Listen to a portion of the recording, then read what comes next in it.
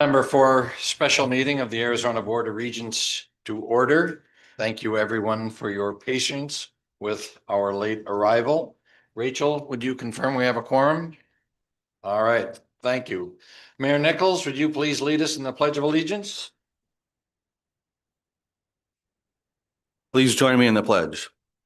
I pledge allegiance to the flag of the United States of America and to the republic for which it stands, one nation, under God, indivisible, with liberty and justice for all.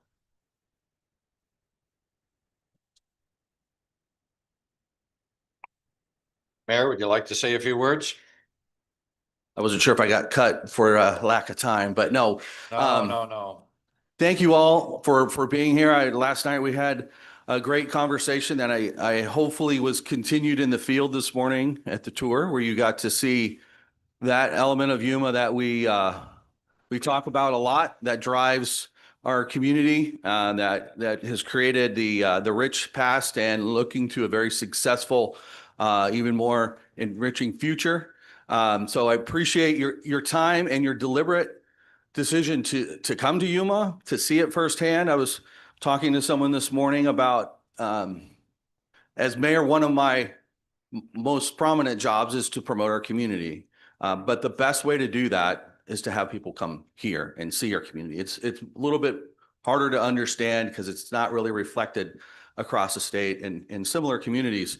So to be here is how you get to understand Yuma. So thank you very much for your time and your attention to be here. I know it's a big effort to have to travel, make that time, and then sit in all these meetings and go through all the tours. But you get to see the ingenuity of our ag community, how they manage the challenges of extra rain, product, making sure things continue to move and things never stop. As the plant never stops growing, the ag community here never stops moving. And the rest of the community is here to continue to support the ag community, but also to continue to grow our community. So what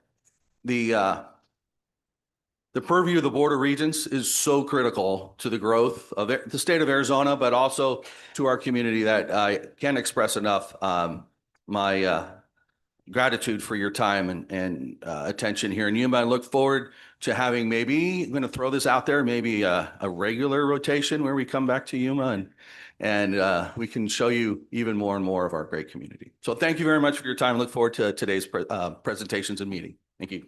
Thank you, Mayor. I would also like to thank Arizona Western College for hosting this today. They've gone to a great deal of time and effort to set this up and make us feel welcome here. So thank you, Arizona Western, and I'd like to ask incoming President Ritika Dewan to the podium to say a few words.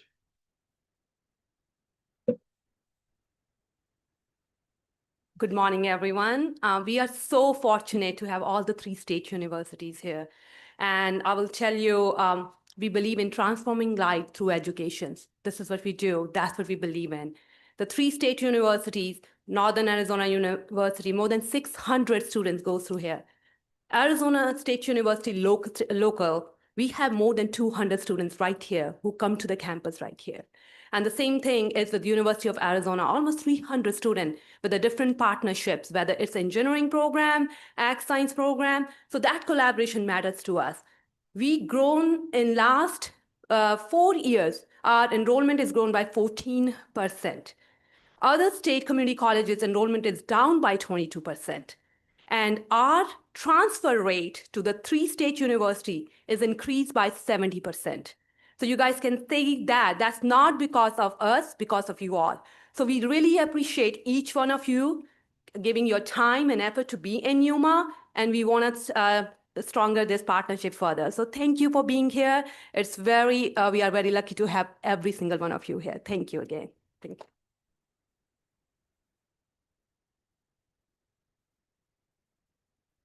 So our first item for today's meeting is an update on the state of Yuma agriculture. Before we get to that, I'd like to say just a few words. First, we had a marvelous event last night.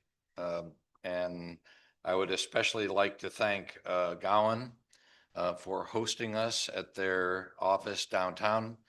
And it was a wonderful meeting with community leaders, with our university presidents, a very good panel, and it got us off to a very good start.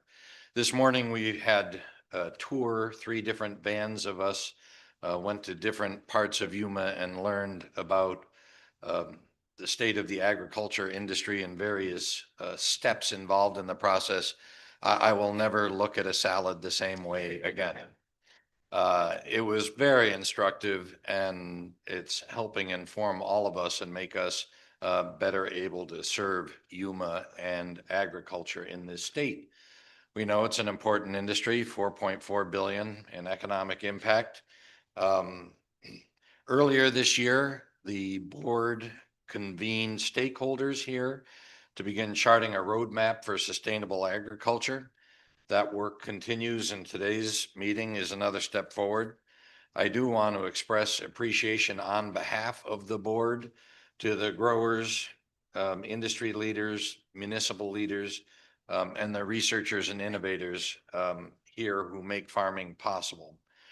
The board and the universities are committed to working together with you all to ensure agriculture remains strong for generations to come. Today's meeting is about listening, learning, and partnering to support this critical sector. So thank you to everyone for being here, and thank you for all that you do.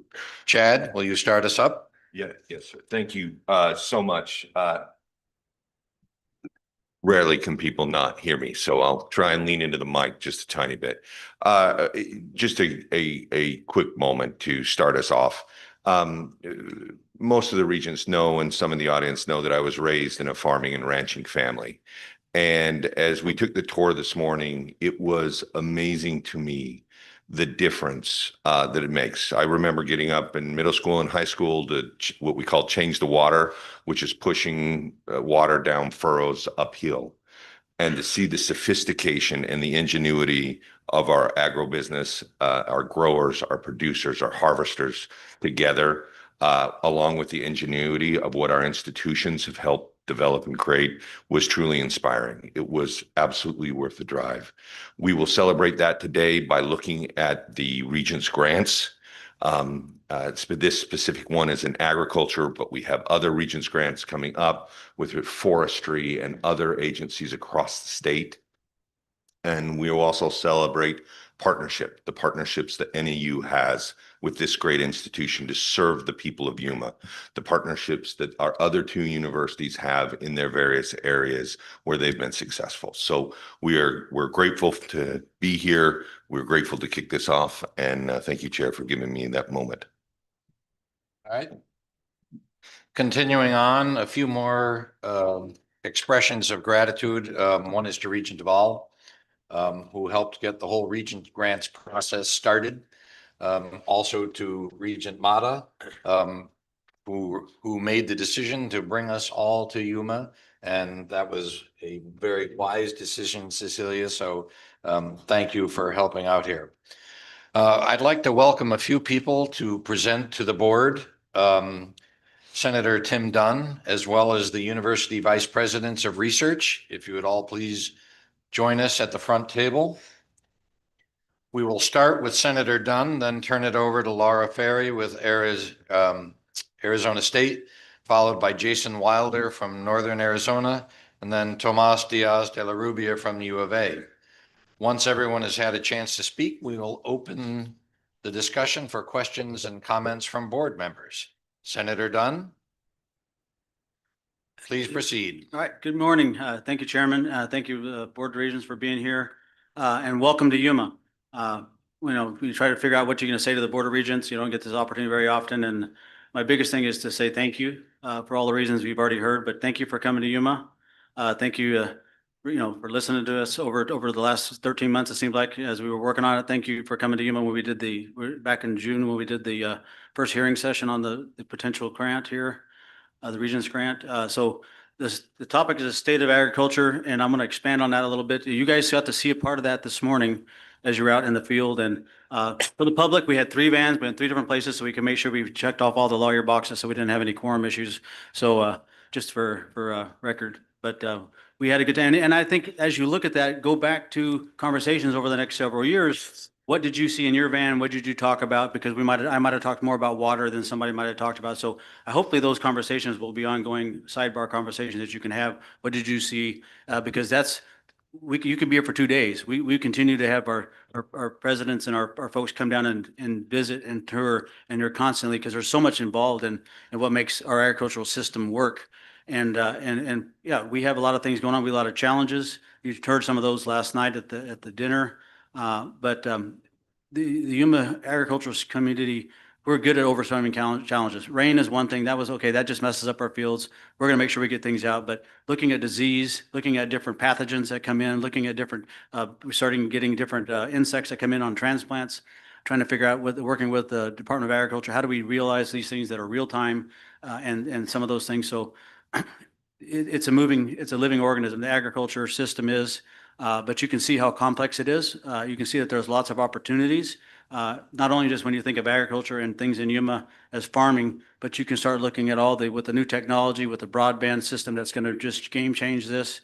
The opportunities for our education system to be able to provide new leaders and new graduates, whether it's in AI, whether it's in systems processing, whether it's in mechanical engineering, working in the processing facilities, being able to fix automatic thinners, autonomous tractors, drones. I mean, I want to start, down in the grade school level to get those STEM programs working so they can figure out that they may not like math then, but they want to become, all of a sudden they say, oh, wow, I want to be kind of fixing equipment. I want to design that new kind of equipment. So there's tons of opportunity as we work through the educational system. And so we've been doing this for decades. Before I was a legislator, did we lose something? Before I was a legislator, just kind of working. This just didn't grow overnight. It's been a constant fixing with our cooperative extension system, working with getting the U of A to come down here. NAU's already been here, but getting the U of A to come down here and working with those degree programs. So this just didn't happen overnight. YC just started 11 years ago, but what are we going to do now? What is the ABOR going to help our universities do that's going to be paying dividends 25 years from now? That's now in the role as a Senate office. What can I do to help propel that? Getting you here is one, but funding some certain things is another. Trying to make sure we invest in the right space, make sure our education system holistically is being able to provide those kind of services. A couple of things that are on top of mind for me that are not necessarily a University of Arizona ask is we as a state are mandated to doing the land grant system. We're grossly underfunding our experiment stations, and the experiment stations are available for all of our universities to use. We don't have a current line item on that. I'm going to be proposing to put a line item for fixing and maintaining those experiment stations so we have better access to be able to do the work that this grant is going to be hopefully voted on soon, to be able to do the mission of that grant. We got to make sure we have the facilities able to expertly do that, and we can do that today, but it's barely. And so I'm going to be proposing that. It'll be a Senate ask. It's not a university ask, it's not an ABOR ask. I think we need to increase our corporate extension funding for those kind of things. So my ask to you is help support that and understanding from the 3 university perspectives that this is by statute, we have a land grant mission that we're working on. And it's kind of hard for me to try to do this, but I can't, we do an ABOR ask or a university ask like we did speed bonding last year. I supported that. I will help continue to support whatever the group ask is. But I hope that as I do this in the budget that we can get the cooperative extension ask, the YC ask, and this as a separate standalone, that we don't have to have competing interests to try to do that. And I also think long-term for here at this facility, with the cooperation between the ASU, NAU, and U of A having those students here, I think the NAU program has grown because of its line item. I have not talked to anyone from the ASU side, but I think while I'm sitting in the Senate seat, I think we should have a line item for U of A. I've talked to that about the present stuff. So what do we need to look like as we grow this program? We don't have a ton of money at the legislature, but I think as you've seen what we're doing today, you've seen the possibilities, and I think you can make longer range plans when we know that the funding is going to stay there ongoing. NAU's done a good job of that. And so I think we can work on that with the U of A, and if ASU wants me to do something like that, we can have those conversations. What does that look like? I don't have an exact plan, but I think just so you understand where Tim Dunn is coming from, I want to make sure that we help all of our universities throughout Arizona. But right now, we're sitting in Yuma and we're trying to capitalize on what the things that are going on here. Make sure I don't miss anything. And as we look at agriculture, one of the key pieces that you saw is the ag engineering side of things. We saw our military presence here. We didn't tour that, but you know that YPG is here. So the ag engineering facilities, whether in the engineering through any of the universities, is applicable to ag or under our military. So those are key components that we can expand on. I want to applaud the ABOR and the universities for their Green Speak Code of Speech. It's a free speak ranking with the Foundation for the Individual Rights of Expression. Our universities have one of the top ratings in that particular group, and we want to keep that. Free speech is important for all of us. We know that sometimes we get some of the universities get beat up by by some of those free speech things. But I think we are we're better than other parts of our country, and I would say thank you. I want to continue to work on that. It is top of mind of some of the folks down at the legislature, and we want to thank you for being on the high end of that. And like I said, we could be here for days talking water and talking ag. But I just want to thank you again for supporting us. I'm available to help. I'm a champion down at the legislature for you guys. The state of agriculture in Yuma is good, but we need to do these things so we can promote growth. We can promote what's going to be happening in the 25 years from now. I say we're living in the world of the Jetsons. And so now what does that look like in the future? Because we grew up watching Jetsons flying around cars. We now have flying around Amazon delivering packages, autonomous tractors, and Waymo delivering things. So what is the next 20 years going to look like? What is agriculture going to be leading in that, along with our partners in the military and stuff here in Yuma County? It's a great place for your academics to work. Thank you for being here, and I'm available anytime. Thank you, Senator. You have been a great voice and a great friend for higher ed at the legislature. We're grateful for what you do. Laura, from Arizona State. Thank you, Regent Goodyear, and good morning to all the regents and distinguished guests and also the guests behind me. The VPRs were asked to repeat some presentations that we made this summer relating to the research that is done at the three universities, specifically on agriculture. So here is mine.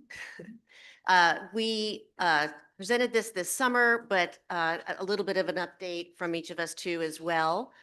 Thank you. The ASU faculty who participated in contributing content to this material is presented here, but of course this represents their labs, a larger group of folks even just beyond this list, and folks across the university. Next slide, please. Thanks. So we've organized ASU's presentation into 5 very high level, sort of very general areas relating to food security and supply chain, water use, land use, things related to the environment itself. Then the third category being, pest control, wildlife interactions that can be detrimental to agriculture. Fourth one being mitigation of various high intensity practices and also healthy soil and water, which we heard a lot about last night and this morning. And then finally, augmented intelligence and technology and agriculture applications. So I'll address each of those 5 areas at a very high level and how they relate to ASU's portfolio here. Next slide, please. So one of the collaborations I want to call out, and collaboration is obviously really important because we want to hear from folks who are the stakeholders in this industry, is this collaboration that was featured in ASU news article on June 4th. This is a collaboration with a company called MyLand, and what MyLand is focused on is looking at that microbiome of the soil and then determining the really helpful elements of that microbiome, replenishing that and actually enhancing that in the soil, which then yields increased crop production. And they're working with our faculty, our mathematicians and technologists to validate and verify that addition is a added benefit to agriculture moving forward. One of the groups they're working with is the Arizona Water Initiative. That includes many of the faculty in the university. Next slide, please. I organized this presentation based on that meeting in the summer, which was around challenges that have been voiced by stakeholders in the community, the growers and the practitioners in agriculture. So you'll see the next few slides address those 5 topic areas based upon challenges and then solutions that we're trying to help co-create and bring into the agriculture system. So one of the first challenges is pests, and vulnerability to pests can be very unpredictable. It's obviously exacerbated by things like weather patterns, and we've seen a lot of change in that across Arizona, particularly in the arid environment. Opportunistic pests like grasshoppers are promoted by the conditions that we see, and those cause huge annual losses and typically require very generic, broad spectrum approaches to the solution. Next slide, please. One of the opportunities we're pursuing, and I've tried to emphasize the collaboration across the 3 universities here, as well as with federal agencies like USDA and the private sector, is putting together our knowledge of insects, of basic ecology and entomology and management of those insects, creating a holistic level of understanding, and then advancing sustainable management tools, especially for highly sensitive areas. And so one of those is working with the USDA on a biopesticide research facility, trying to improve the specificity and efficacy of those applications. Next slide, please. One of the things you can find online related to this is Hopper Link and also the Hopper Wiki. You can see this actually has a global reach. Locusts and grasshoppers are pests in many, many agricultural settings across many, many crops in many locations. And one of the things that this team of researchers and their global collaboration is attempting to do is bring the best solutions to that problem across all growers in all countries. Next slide, please. Another challenge we face, and we've talked a lot about this in our van this morning, and I'm sure others did as well, is water availability. And this figure that I show here is no surprise to anybody in the room. It's a graph of water loss, and you see in the first 2 are the upper and lower Colorado River Basin, and then the entire basin summed across over about a 20-year period or so. And the fact that we have less water is well known. So the challenge we face is, how much water do we have available to grow food? What do we use? How are these changing over time? And how do we plan? With, of course, the objective being to ensure that we can grow the food crops that our nation needs, and that the people, the growers who are doing that, can sustain the livelihood, the industry that sustains their family and future generations. Next slide, please.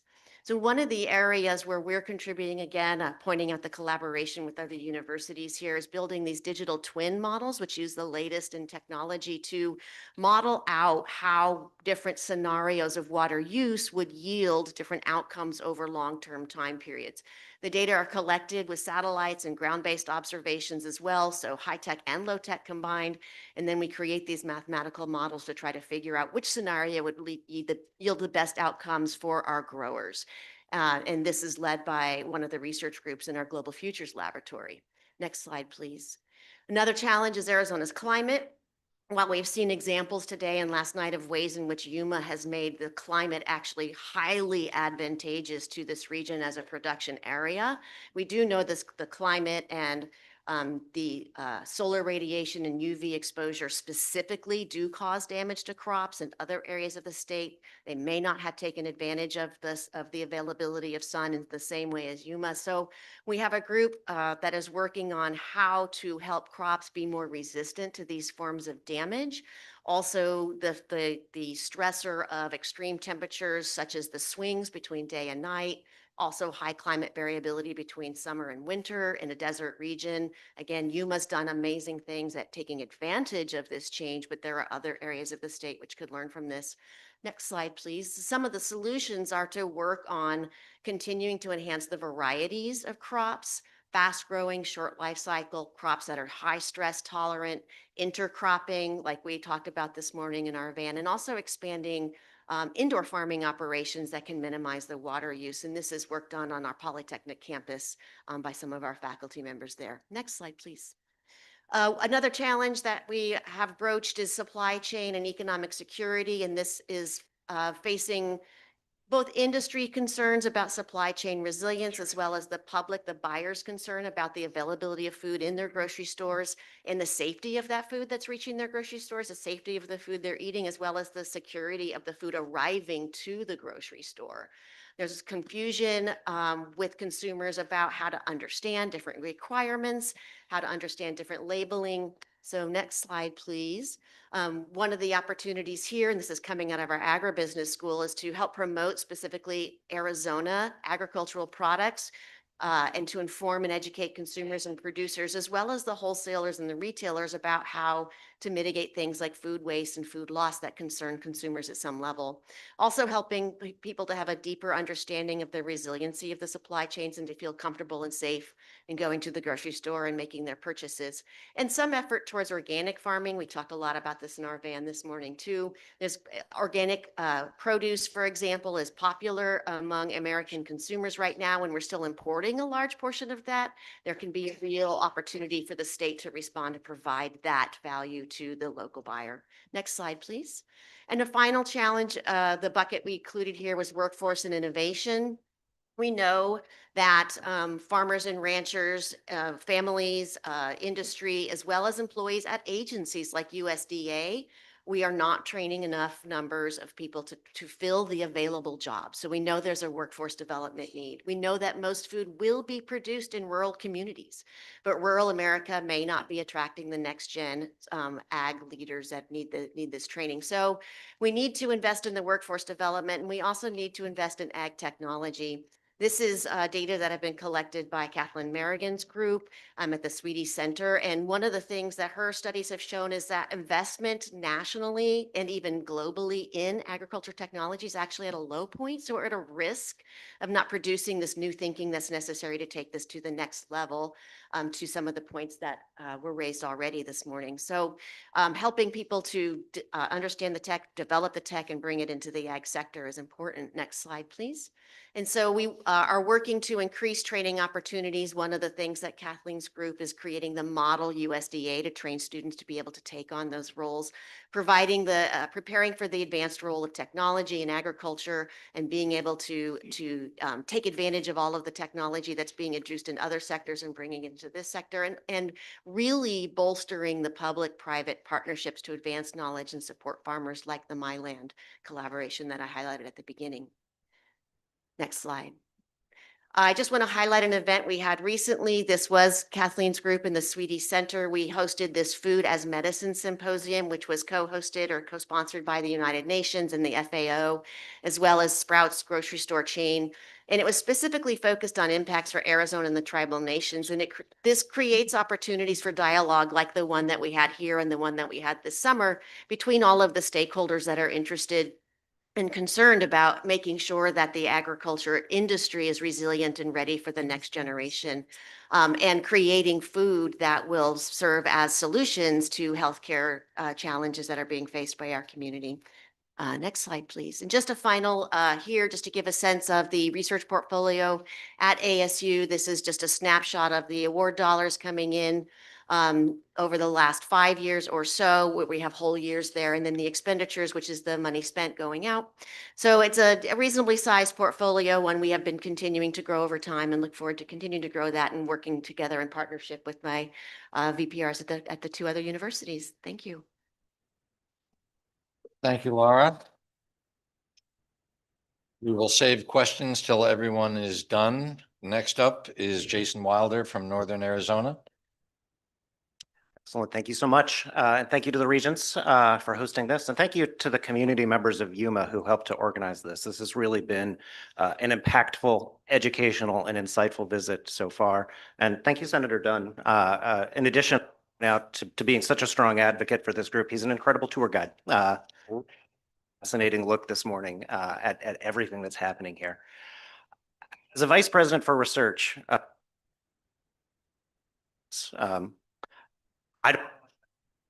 and so come to Yuma, thank you. Coming here to Yuma, my eyes are opened almost every minute I'm here to the opportunities and challenges there are for our faculty and students to engage in solving important problems, right? We saw every single stage today, from transplants going into the ground to crops being harvested, to lettuce being pulled from the field, to it being packaged, shipped, and to be eaten within two to 3 days from now.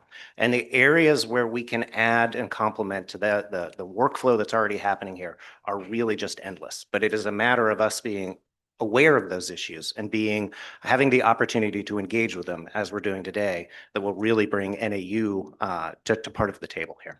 So today in this talk, I'm going to follow the model that Laura set with ASU, walk us through some of the research strengths at Northern Arizona University and how these complement some of the opportunities that are presented in the agricultural field here in Yuma, but also relate to the strengths of both ASU and U of A, where we already collaborate extensively and look forward to doing so as we move forward. So if we could look at the next slide. Senator Dunn asked an interesting question, right? If we live in the area of the Jetsons, right, what do things look like 20 years from now? And thank you for teeing this up, right? So we're having our students think about this already at Northern Arizona University. One of our graduate students, who's actually an astronomy graduate student, started thinking about how to grow food in space, right? And thinking about space as an environment where perhaps not all environments are equal.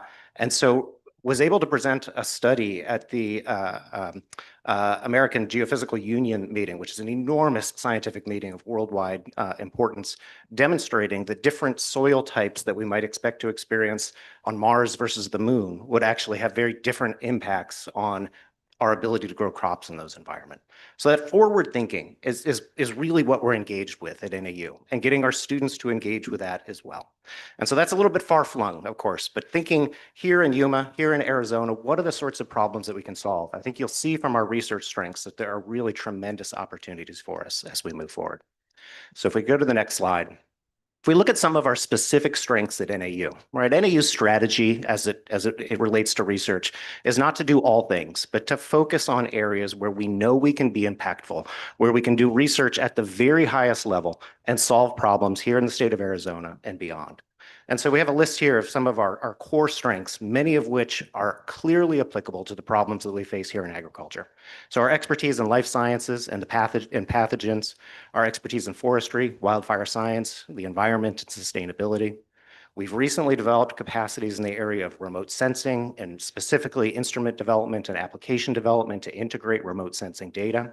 Our overall strengths in informatics related to data analytics, and then of course our focus on rural and community health. And I don't want to lose sight of that last piece, which we've seen even in the course of our tours today, the importance of the workforce at all levels here in Yuma and maintaining a healthy and vibrant community. So I'll walk through some of these areas individually, and we'll see some examples where we think NAU can really contribute. Next slide, please. So this summer, we initiated a new research center at NAU, the Radiant Center for Remote Sensing, which helps to bring together at NAU what was a very strong density of expertise in the area of remote sensing at the university. This center brings together more than 20 faculty from across the university who are working in specific disciplinary areas to focus on how to build new remote sensing devices, instruments, and sensors to integrate data across a wide variety of applications.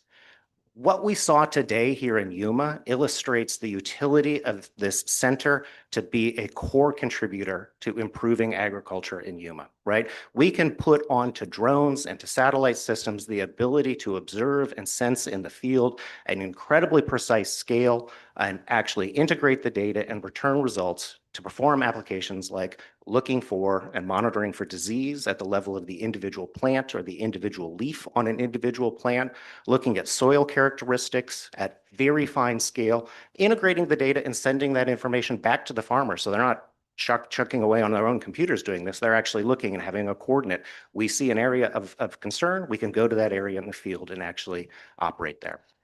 We've already had great success with this center. For those of you who have been watching the news, a couple weeks ago, NAU was part of a NASA mission, which actually launched the camera that is on that slide. This camera was actually designed and built by NAU students. The initial project was funded by TRIF dollars, so thank you, Regents, for funding this. That camera is now on its way to Mars. There's actually two of them. These are the only cameras on the ESCAPADE space mission that are on their way to Mars. So when we see pictures that come back from this space mission, those pictures were built by NAU students. Thank you, Chad. Yeah. So why that camera is important here? We didn't build it just to go to Mars. We built it to be used over and over again, to be put on drones, to have variable sensors that can be modular sensors that can be swapped out to detect all sorts of different data streams that can be incoming.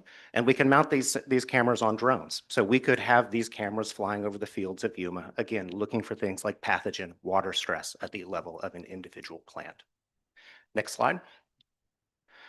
Another area of strength, and here you're going to see strong overlap with both of my partner universities, is understanding the supply chain connections that actually unite the products that are grown here in Yuma with the rest of the world.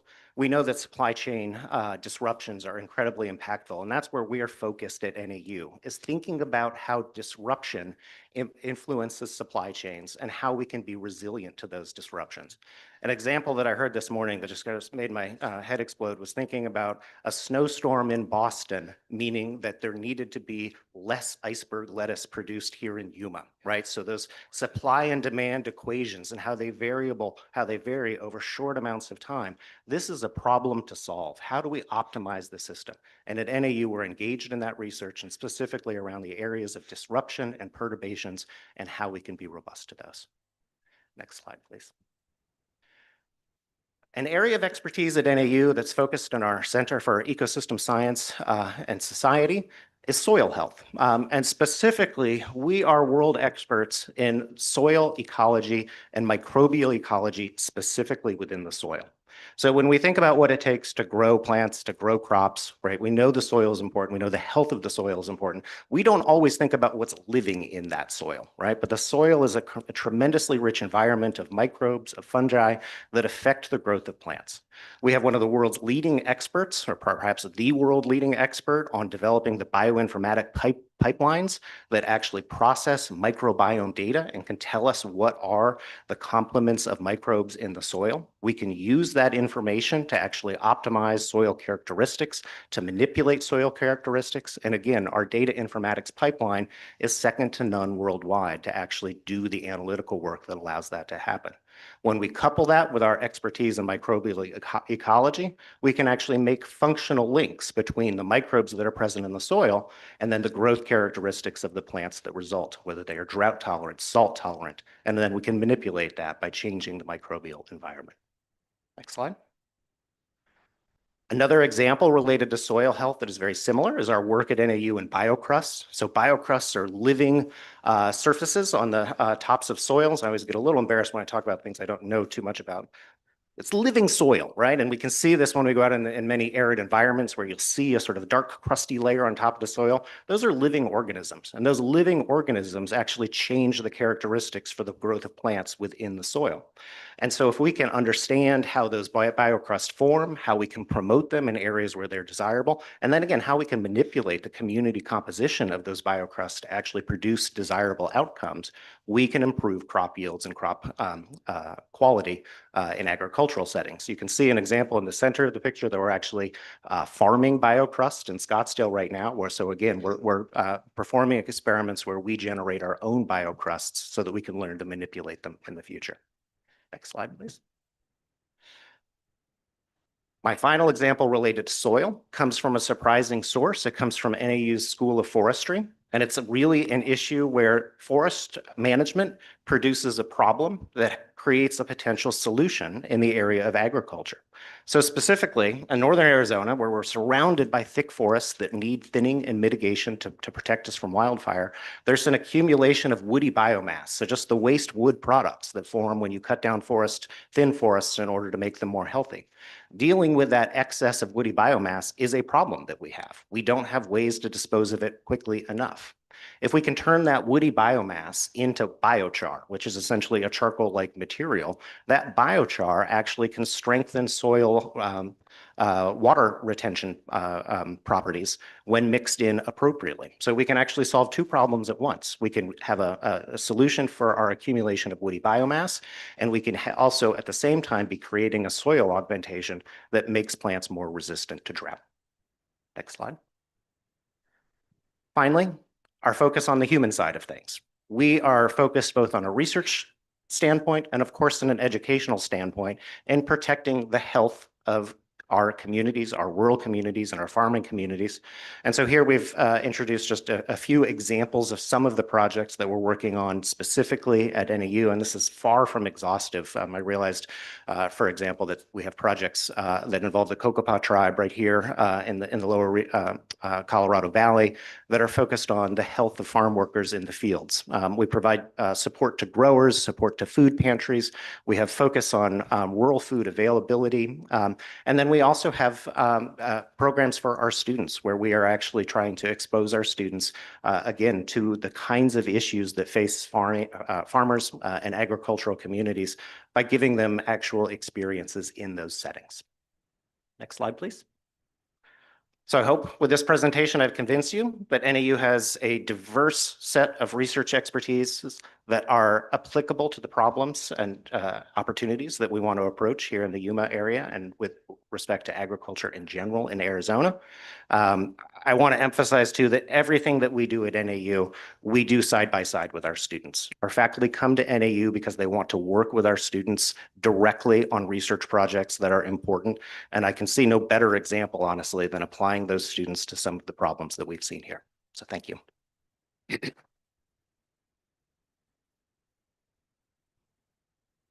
Thank you, Jason. Tomas, will you provide an update from University of Arizona? I will. Thank you very much. Thank you, Regents. Thank you, Senator Dunn, for your leadership and advocacy for what happens here in Yuma, the state of Arizona. And thank you to the Yuma community, not only for organizing this, but for the tremendous friendship and openness that you've shown to all of us, not just today, but certainly over the last year that I have been here in Arizona. I want to provide an update, but I want to start by talking a little bit about the experience that I had arriving in Arizona to the University of Arizona a year ago, and then soon thereafter coming to visit Yuma. President Garimella came, he talked to me about it. He told me what an incredible place this was. I knew nothing about it. I came out, met a lot of people here. I was just completely blown away. I had no idea. This is a story of Arizona, it's a story of the nation, it's a story of the world that is incredible to tell. 90%, as you know, of all the green vegetables that we consume in North America in winter are produced here in the desert. And they're produced here in the desert because of the incredible technology, incredible research, and the partnerships, the public partnerships that exist between the universities, the state, the private community. So, with that sort of prelude, and I'll talk a little bit more about that as we go along, sort of the observations of going into the fields and visiting here multiple times, the things I have learned along the way. But with that observation, it's clear to me that in a state like this, where we have 3 state universities with incredible, next slide, please, with incredible research capacity, we have an imperative and a mandate to really contribute to what happens here, because it feeds not just the continent, but it's an example for the world. At the University of Arizona, we have a history and a tradition of water resource management and water resource research. Senator Dunn talked about pathogens and insects that threaten crops. We're #1 in entomology globally. Something that we have been fully engaged with the Yuma community for decades and decades across the state of Arizona, helping understand how microbial communities and how pests and insects affect crops, including the cotton crop, which was saved by folks in the Department of Entomology at the University of Arizona. So anyway, there's a long historical tradition of research, creativity that really applies to what happens here in Yuma. But if you go to the next slide, we also focus very strongly at the university on promoting economic prosperity. And along the way, in my various travels here to Yuma, I have gotten connected with Jerry Cabrera and Mayor Nichols and Elevate Southwest. And we have a very strong partnership that we're creating today, not just in advancing technologies in the field, but getting them into the market, commercializing those technologies. Elevate Southwest is a great example of how a community like Yuma can come around advanced technologies and promote economic prosperity through startup companies, through commercialization, and bringing those discoveries and those advances to the market more effectively. So the university has a long history and tradition on this, very, very successful, and our partnership with Elevate Southwest is something that we're really looking forward to in the future. The next slide, please. When we started a year ago at the university, President Garimella and I spoke with the board, and we talked about various critical strategic initiatives that we wanted to launch in research. And as we look at the landscape and we learned about the university and we learned about the state and the imperatives and our strengths, it became very clear, and I'm not going to go over all of this, of course, but it became very clear that water and agriculture, please go to the next slide, is absolutely essential as a strategic initiative, as an area of focus for the University of Arizona, given what's going on here in Yuma and across the state. So if you go forward to the next slide, we are, as a university, leading the world in precision arid lands agriculture and water resource use. The impacts of the work that we do extend beyond the field. We build global recognition as a premier institution in this space, but also help bring and build stronger rural communities and create new agtech jobs across the state of Arizona. I think it's very important for us that as a land-grant university with an extension program, that we're very connected and are trusted in terms of providing decision-making tools and capabilities and policies for the local communities, for the state when it comes to water policy, water management, and certainly a robust pipeline of students and professionals that are prepared to lead in this area of desert arid lands agriculture across the state and across the world. If you go to the next slide, here in Yuma, we have tremendous presence at the university and have had for a long time. We have, of course, our campus with over 20 degrees in agriculture, engineering, technology, health, safety. You're going to hear later today about a new MD program that Dean Wondis for and his team have put together here in Yuma. That's a tremendous, very, very exciting new program to train physicians here. But we also have had, you heard about this, for over 11 years now, the Yuma Center for Desert Agriculture, YCEDA, which I'm going to talk a little bit about. The Yuma Agricultural Center, as part of our extension program, the experimental stations that Senator Dunn talked about, that need help, that need resources, that need facilities. Senator, I mean, we need to continue improving on our capabilities and our facilities so that we can really continue to contribute to this. And of course, we have cooperative extension that does outreach, applied research and development, and also educational programs for families and consumers. The next slide will tell you a little bit more about why this becomes so important globally. If you look at the projections of the International Intergovernmental Panel on Climate Change, looking out towards 2050, the world becomes big swaths of the world become arid, very dry areas all around the world as the climate continues to change. The Southwest Desert region is a laboratory for our climate future today. There is no question that we live in an area that can help provide and face those unique challenges and provide solutions to those challenges faced not only here in Arizona, but across the world. It positions us as a leader in desert agriculture research, in water management, in water resources, and it helps us attract funding, talent, and economic development and partnerships, as I said before, to things like Elevate Southwest.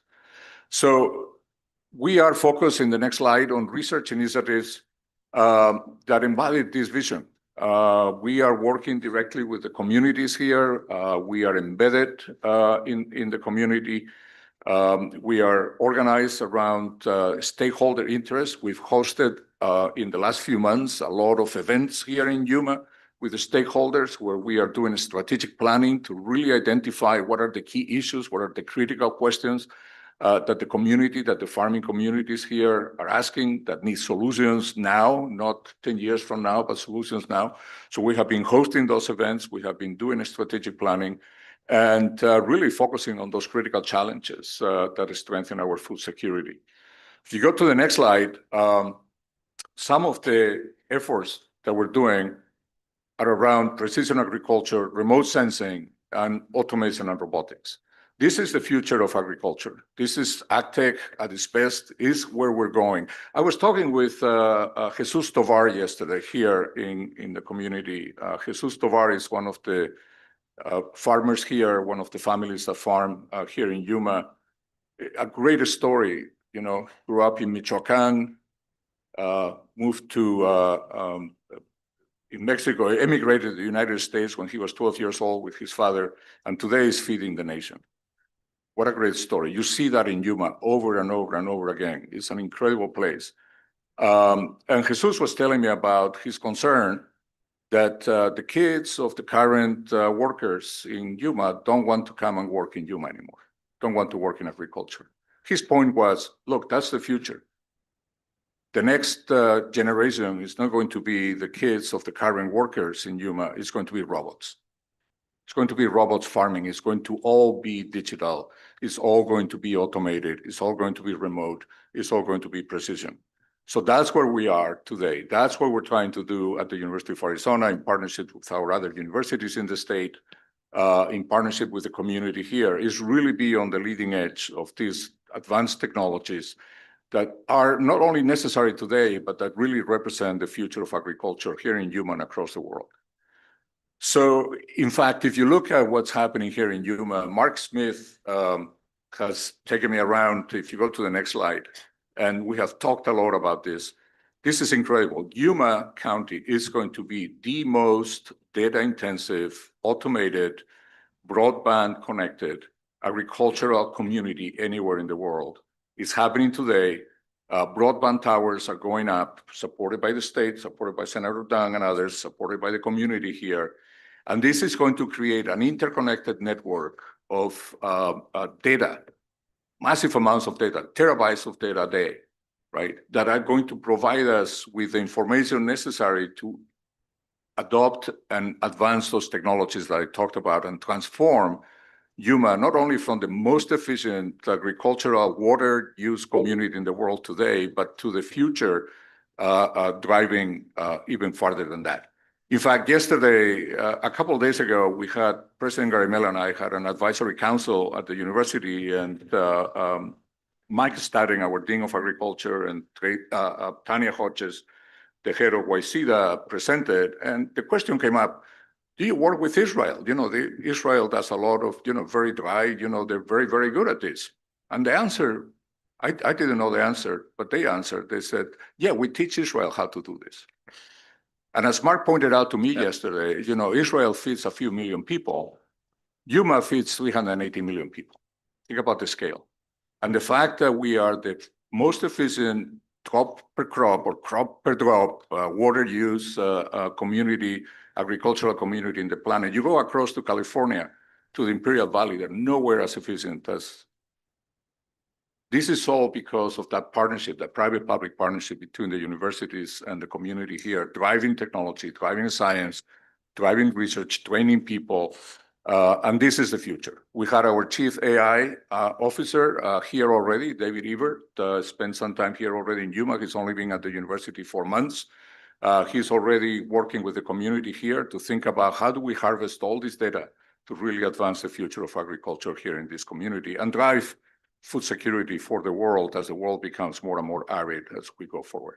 So I'll stop there just in the last slide, just to summarize, Yuma County is ideal to lead this work, real world conditions, incredible agricultural expertise, and as I said, global relevance that is really going to help us going forward. So we're investing, as I said, one of our 5 major strategic research priorities for the university is around desert agriculture and water management. The other one is about, one of the other ones is about national security. I've been to Yuma Proving Grounds. The senator mentioned the military presence here, which is tremendous. We're working with YPG and Fort Huachuca together to think about electronic warfare and using the electronic proving grounds and expanding that here in YPG. So tremendous connectivity between what we're doing at the university, not just in agriculture and water, but also with our defense enterprise here in the community. So thank you.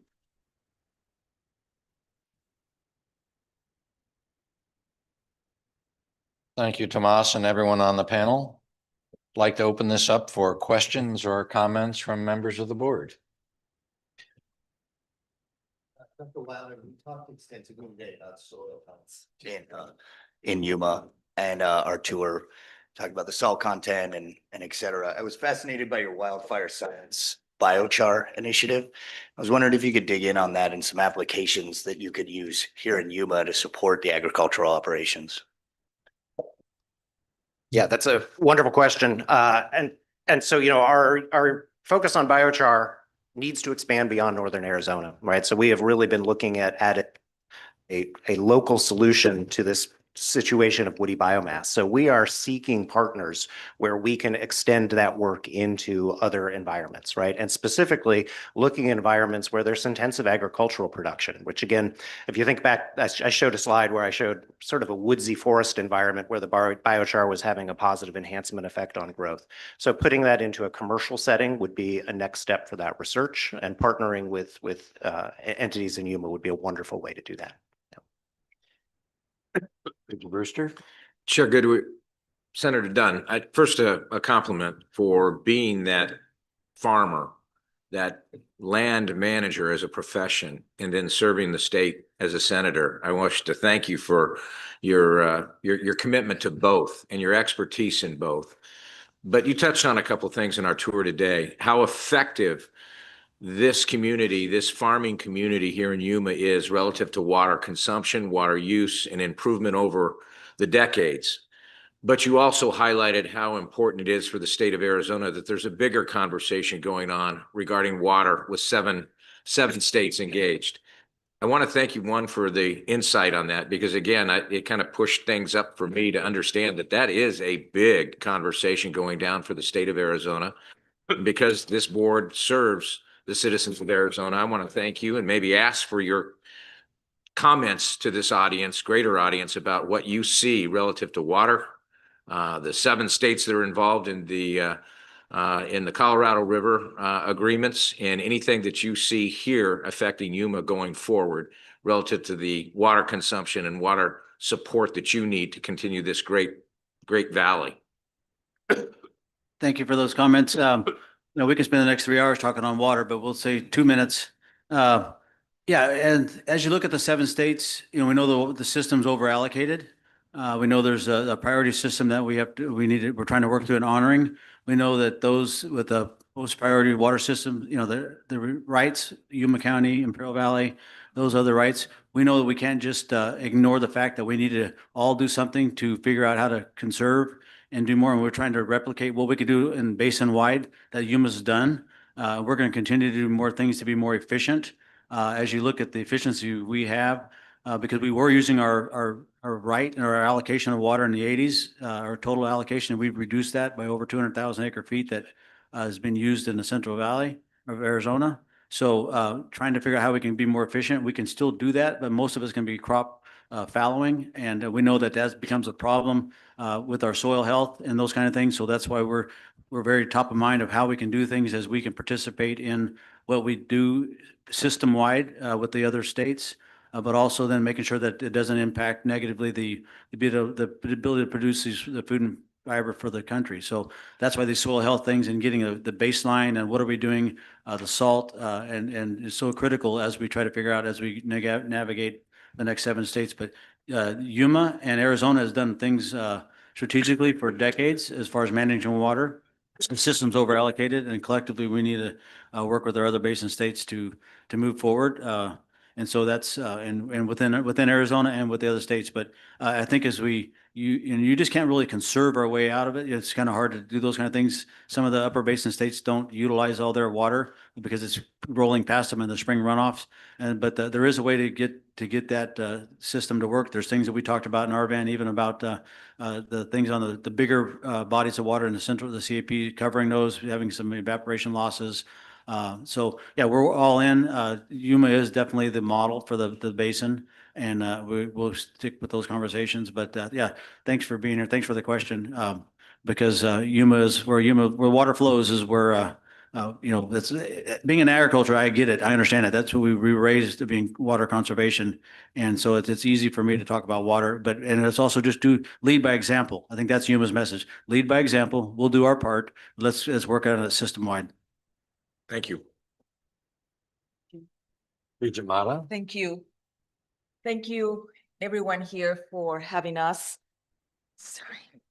And I remember when, we were thinking about doing this event in Yuma, it was like 6 months ago or 7 months ago. And then we blink and we're here, sitting here. Thank you so much for having us together, having the three presidents and of course, all the key partners and teammates of this community. So my question is for Tomas. Tomas, we talk about AI, we talk about robotics, we talk about those kind of things that we have to educate the community, you know, not because I'm a baby boomer, but we always think about this kind of technology is replacing people.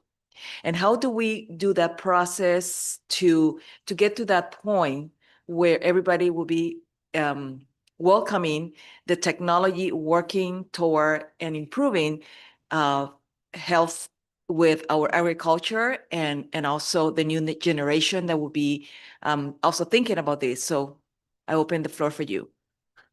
Yeah.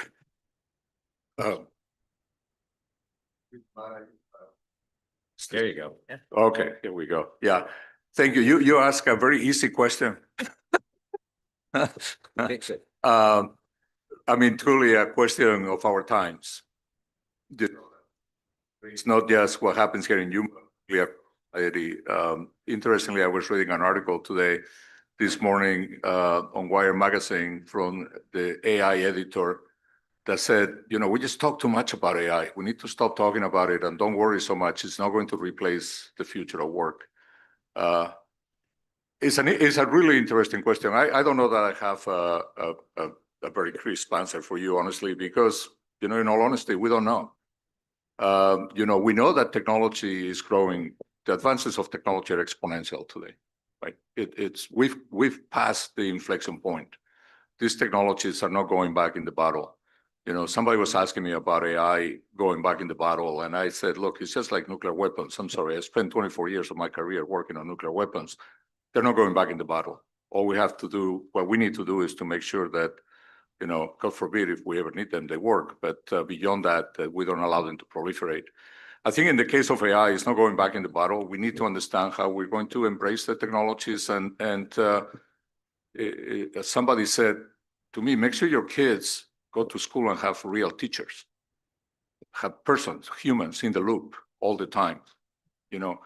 And so again, I don't have a crisp answer to your question. I think as Jesus Tovar told me yesterday, his concern is that the next generation doesn't want to come work in agriculture in the field. And he's going to have to replace that generation with robots that harvest. Is that true? How far away is that? I don't think any of us really know, but the fact that technology is growing exponentially and is pervading everything that we do, not just AI, but, you know, all these technologies, exponential growing technologies, it's here to stay. So Thank you. Thank you. Other comments or questions before we move to the next item?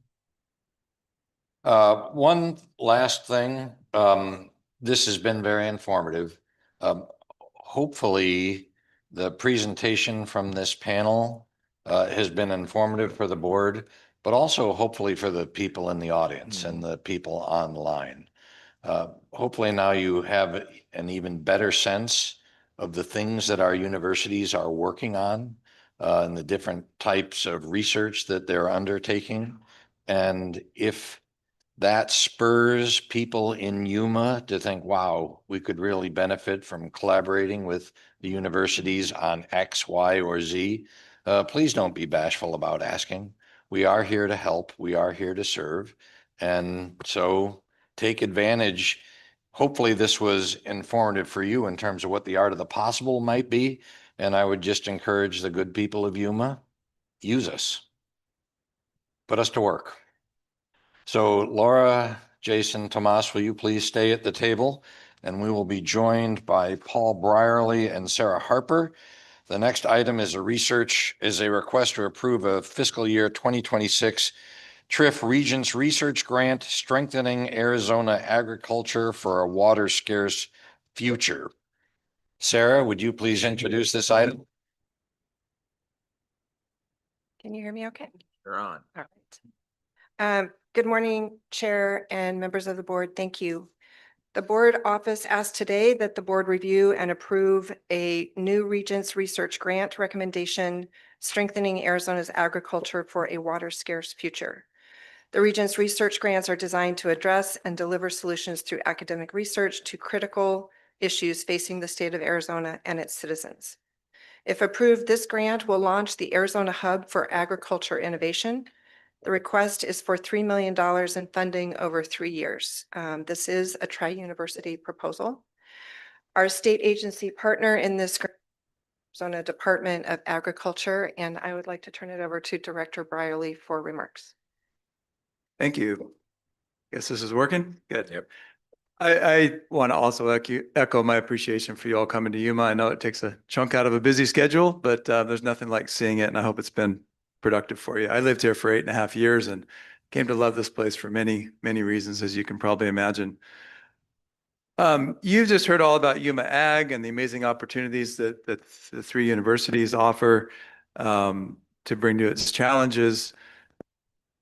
You know, we do face severe water challenges. Thank you for that question and Senator Dunn's response. That's both Colorado River water, but it's also groundwater. So it's effectively all the water that agriculture uses and all of us use.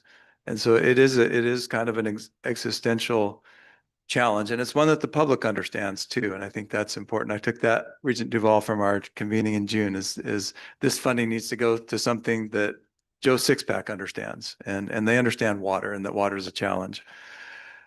I'm really driven by my service on the Presidential Advisory Commission on the future of food and agriculture production in a drying climate. And Kim Patton served with me on that. And really that was to look at how do we keep agriculture productive, profitable, viable, even in face of water cutbacks. In Yuma, as you've seen with its thriving agriculture, its daunting challenges, the amazing infrastructure here, the amazing industry, this is the place. This is the right place to focus ag research. You've got all 3 universities present. You've got the AWC as a great partner. You've got Cooperative Extension, the experiment stations. You've got the Yuma Center of Excellence for Desert Agriculture, that very unique public-private partnership. Elevate Southwest's Innovation Hub. The broadband that you heard about is world-class. Doesn't exist anywhere else for agriculture. Collaborative growers, a supportive community. You've got industry groups that are supportive, and ag tech startups, a booming or a growing ecosystem of that. So research here, it gets applied. It's high value crops, it's progressive growers. They take that research and they apply it, and it makes a difference here, and then it can make a difference statewide, can make a difference nationwide and throughout the world. So how did we get here today? Chad came to a couple of our cabinet meetings and explained the Regents grant to us agency directors and what that was. And having come from the university environment myself, I thought I need to utilize that and had been working on how best to do that when this opportunity came up. You guys were going to be meeting here, and we thought, you know, this might be a good chance to focus some of that funding for a Regents grant on the sustainability of agriculture and focus it on Yuma. My department, the Department of Agriculture, Governor Hobbs, we have a strong desire to support agriculture and rural Arizona. We had that June convening. Thank you, Regent Duval. Regent Penley has been out here multiple occasions and knows Yuma well. I appreciate that. That led to an opportunity statement from what we heard at that convening that we created, and that was put out to all 3 universities. And we got great responses, and now we have a chance to make a big decision and a big impact today. That opportunity statement that I put out, just so you know, key points were that I wanted all 3 universities to work together. I didn't know what that would look like really, because that doesn't always happen, but that was really important to me. Focusing on 3 areas to limit it, because you could focus on a ton of things here, but focusing on precision agriculture, soil health, and crop innovation. Those just haven't been moving along fast enough. I wanted to make sure it was collaborative with industry partners, because that's how you get the right solutions done. That it produced near-term usable results. I took that also from the convening and from Regent Duval. So we're looking at 1 to 3 years for getting good usable results. And lastly, that the effort should be built so that it carries on past the 3 years of Regents grant funding. So those were the key things that I put out. And I felt like if we're successful, it will transform agriculture's threats into a model of sustainable food systems. It'll better position Arizona's three universities as national leaders in climate resilient agriculture. And Arizona will show that agriculture productivity and water conservation can coexist. That fallowing land doesn't have to be the default solution to water shortages. So we put that out. I was really thrilled. We got 9 responses. Each university did propose at least one multi-university project, and then there were other individual topics. I wanted to fund all 9, but Ken said we couldn't request that. So, so I do want to recognize the one that the Department of Agriculture and ABORD selected for your consideration. Stephanie Slinsky is here, I believe, and she was the leader of putting that together with, I'm sure, a large team. But we felt that proposal embodied those points that I've mentioned, and we're very pleased at the future that it offers. So just to see, and I know you've looked at it, but so you know what you're voting on, some of the key points of that application. The mission of the Arizona Hub for Agricultural Innovation is to rapidly deliver measurable outcomes by focusing tri-university expertise on industry-defined challenges to achieve the long-term resilience of Arizona agriculture in an increasingly water-scarce future. The Arizona Hub for Agricultural Innovation will accomplish its mission by seeding collaborations across all 3 universities in partnership with industry to do 4 things. And we're short on time, so I want to expand on them. I'll just read what those 4 things are. Aligning research with needs, accelerating technology development, driving impact-focused outcomes, and lastly, developing the future workforce.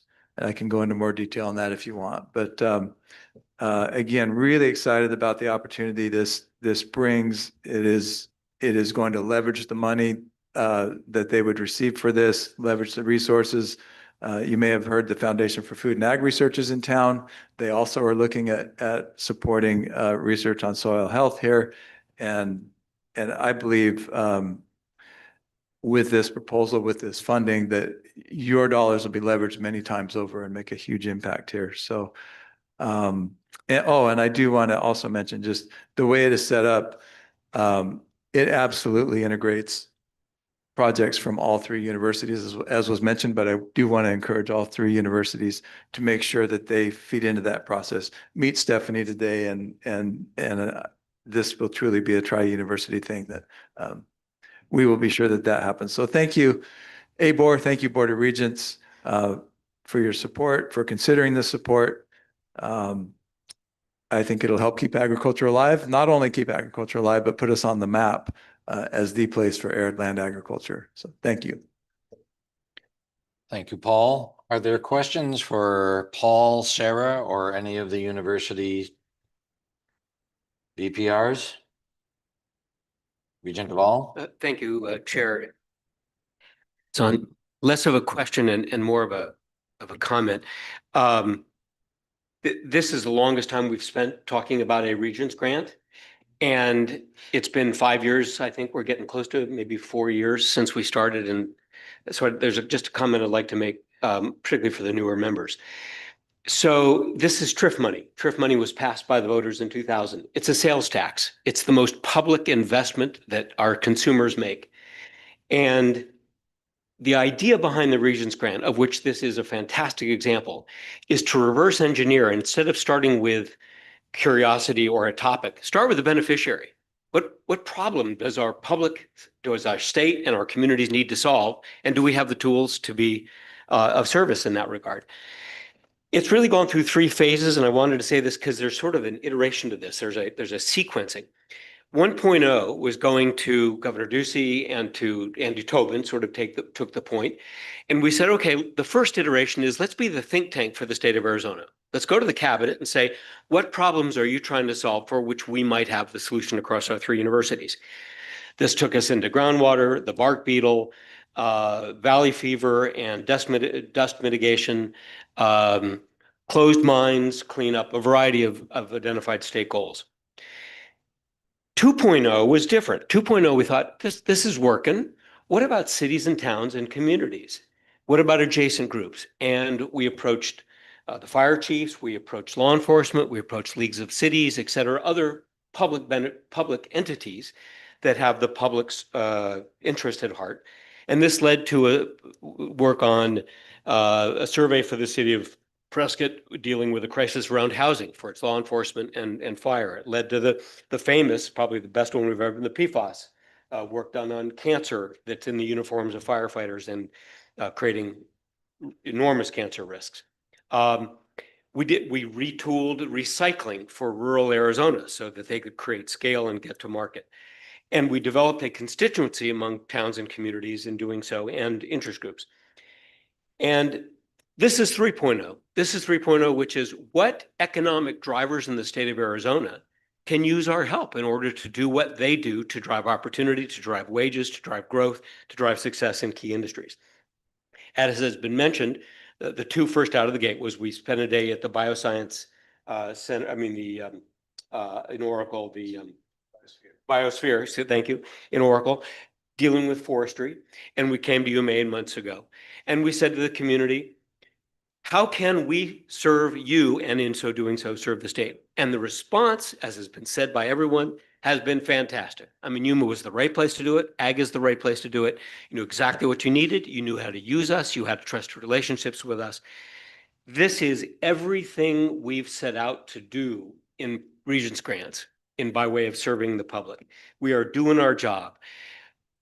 Our customers are not just our students. Our customers are our communities. It is our taxpayers. And I could not be more enthusiastic, Paul, with your leadership on this, with Yuma's response to it, with the 3 universities working in collaboration, which is sort of a scoring tool that we use to try and promote better outcomes.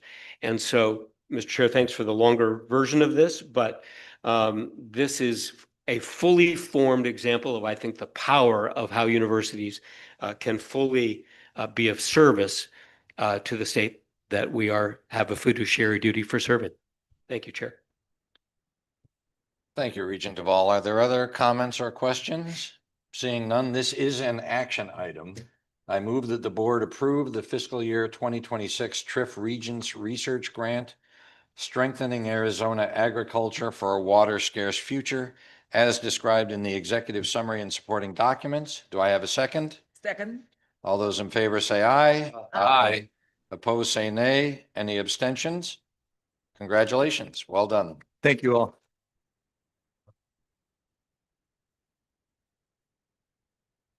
Next, the board will receive an update regarding Northern Arizona University's Yuma branch campus.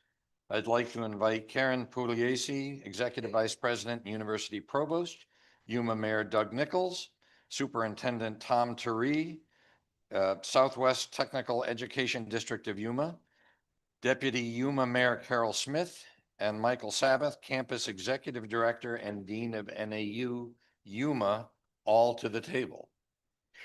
And as this group assembles, President Cruz Rivera. He left. He's momentarily. I did not mean to do that. So Provost Pugliese, please proceed. It's on, there it is. Okay. Thank you, Chair Goodyear.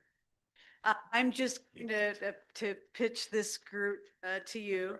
Just wanted to remind all of you about a little bit of background about NAU Yuma, our branch campus here, that NAU has been working here in this community to provide educational programming since 1988. We were recognized by this board in 2006 as a formal branch campus of Northern Arizona University here. Over the years, we have expanded our programming here in response to the region's needs. And through this branch campus, we essentially are contributing to the human talent pool that is essential for the economic vitality of this region.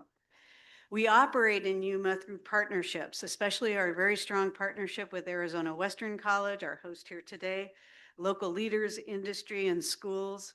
Our immersive undergraduate programs are all designed as transfer programs, 2+2 or other configurations that students pursue, starting with Arizona Western College and concluding with Northern Arizona University. And then we have extended pathways that offer students opportunities to continue to complete a graduate degree here. We've, as you know, in recent years, we've invested particularly in expanding our health related program and behavioral health related programs. We've introduced a mechanical engineering program here in response to community needs. And in association with those expansions, we've made investments in infrastructure. We've invested in mechanical engineering laboratories here on this campus and are looking at expanding our health programming potentially in the conjunction with the partnership that we have with Arizona Western College and Onvita Health in the Health Careers Building. Most recently, we are hearing very strong interest from the community around the potential to expand our engineering programming in the area of construction management, which is one of our very top demand programs in Flagstaff. So we're looking into the prospect of doing that in the near future. And we endeavor at some point to be able to open a site for our physician assistant program here in Yuma, where there's a great need. So I'm pleased to introduce you to the person who will introduce you to our panelists and frame their comments, and that is the Campus Executive Officer and Dean for our NAU Yuma campus, Michael Sabbath, who's here with me. Michael leads our branch campus and all its operations and programs, and is a very energetic and enthusiastic champion of the Yuma region and the partnerships that we have here. So I just asked him to come to the microphone.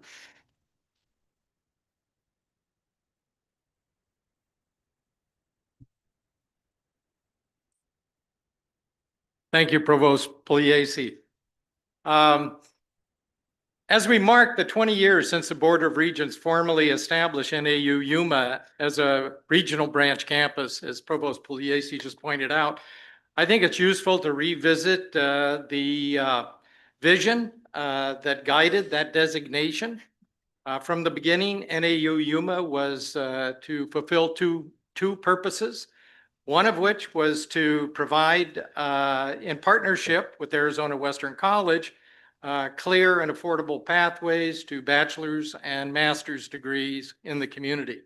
And secondly, to focus intentionally on professional-oriented academic programs in the areas such as business, education, and healthcare, where the regional workforce demand was the greatest. That mission continues to guide us today, and over the past 2 decades, Yuma has expanded to offer more than 25 bachelor's and master degree programs that directly respond to local and regional needs. As a result, Yuma has become the largest provider of teachers, nurses, and business leaders for Yuma County and the surrounding region. Our graduates are embedded in the schools, hospitals, public agencies, and industries, contributing daily to the economy and the well-being of our border communities. Today, I'd like to highlight 3 of our programs that represent NAU Yuma's continued commitment to serving the region through purposeful collaboration and workforce-aligned academic programming. First, we're going to hear about our BSN nursing program, one of the longest standing and fastest growing programs on the Yuma campus. The BSN program has been central to meeting the acute and persistent need for highly trained nurses throughout the region. NAU Yuma prepared nurses are now providing essential care in our hospitals, clinics, long-term healthcare facilities, and public healthcare organizations, strengthening both healthcare access and the quality of healthcare in the Yuma region. Second, I want to highlight our new 18-month-old mechanical engineering program, recently articulated and implemented in close partnership with Arizona Western College. This program includes 5 supporting laboratories, an extraordinary achievement that couldn't have been accomplished, of course, without the support of our state legislature. Importantly, it brings engineering education and training to students who previously would have had to leave the region to pursue this field. It is already creating a pipeline of locally trained engineers who will be prepared to support the Yuma public infrastructure, private industry, and expanding technology and manufacturing sectors. Third, we'll hear about our newly launched stackable certificate pathway in logistics and supply chain management. This certificate program is designed as an innovative industry-aligned educational program. It was developed in collaboration with regional employers involved in the logistics and supply chain industries in the region and with our partners at STEADY. The program offers a pathway to a high-demand occupation and opens doors both for traditional and non-traditional students. To comment on the impact and value of these programs, we're joined here today by three prominent leaders in our community whose perspectives are grounded in our regional needs. First, we have Mayor Doug Nichols, Mayor of the City of Yuma and President of Core Engineering Group, who will comment on the importance of NAU's engineering expansion for local infrastructure and workforce development. We also have Superintendent Tom Tyree, Superintendent of the Southwest Technical Education District of Yuma, who will share how the Logistics and Supply Chain Management Certificate Program is creating new career-oriented pathways for Yuma's students.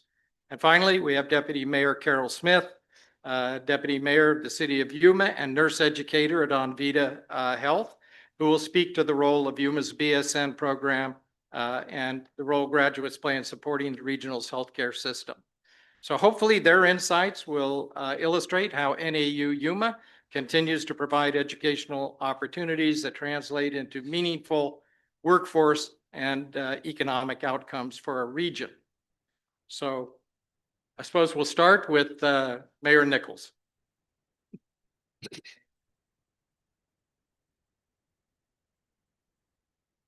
Now you're on. Is it on? Okay. Oh, there's the green light. You can't see the green light past the phone. Anyway, good morning again. The time and attention, the Chairman Goodyear and the rest of the regents and everyone else here. Take a minute to step back. Dr. Sabbath talked about students that want to become engineers had to leave town. That was me. Now that was last century. So, I mean, we have to put it a little bit in perspective, but I left town and I really had no intention of coming back. Most of my graduates at Yuma High, yes, I'm a criminal, but I'm also a Sun Devil. So you kind of balance all that out there, however that works. Haven't come back. And 10 years after I left, I was working in the Phoenix area designing urban freeways. So you can cuss at me about, you know, the 202, 101 interchange in Mesa, Tempe. But my wife and I made a decision that we wanted the quality of life that we grew up with. We wanted a family-focused community. We wanted to be part of a community, not just existing in a community. And for us, we really couldn't find that in Maricopa County. It was just too big. It wasn't what we wanted for our kids. And so we turned around and did what we said we wouldn't do, and we came back to Yuma. Now that's at the point of life where God tells you, you don't really know what you think you know, and he kind of sets you straight. So he not only did that, and he put me in this role. So the quality of life in Yuma continues to grow through the educational investments and attention. When Dr. Sabbath came to town, was it 10 years ago, 10 years ago? I think I was one of his first meetings. We sat down and we talked about our community, and that's where that engagement really started to begin, at least at my level. When I did return to town, one of the things I did was become involved at Arizona Western College in their efforts for engineering. And so I was very committed to that. I love engineering. I know I'm in a different role right here, but to me, it's the same role. It's about civil engineers build infrastructure for communities. Mayors build communities. It's the same job. It's just how we do it's a little different. And so looking at what the community needs, you've heard, you know, the need for agriculture, having technical degrees, you know, particularly, you know, engineering when you're talking about pump systems and manufacturing and things like that. From the military side, not only do we have Yuma Proving Ground that has 2,300 technicians and engineers testing everything that we give to our warfighters to make sure when they utilize it in combat in a life and death situation, it works. And not only do we have MCAS Yuma that has every advanced aerial system the Marine Corps has here for training as well as deployment. You have our cities and our county that depend upon building the infrastructure. All those agencies, all those elements of our community need engineers. And I'll tell you today, every single one of them do not have enough.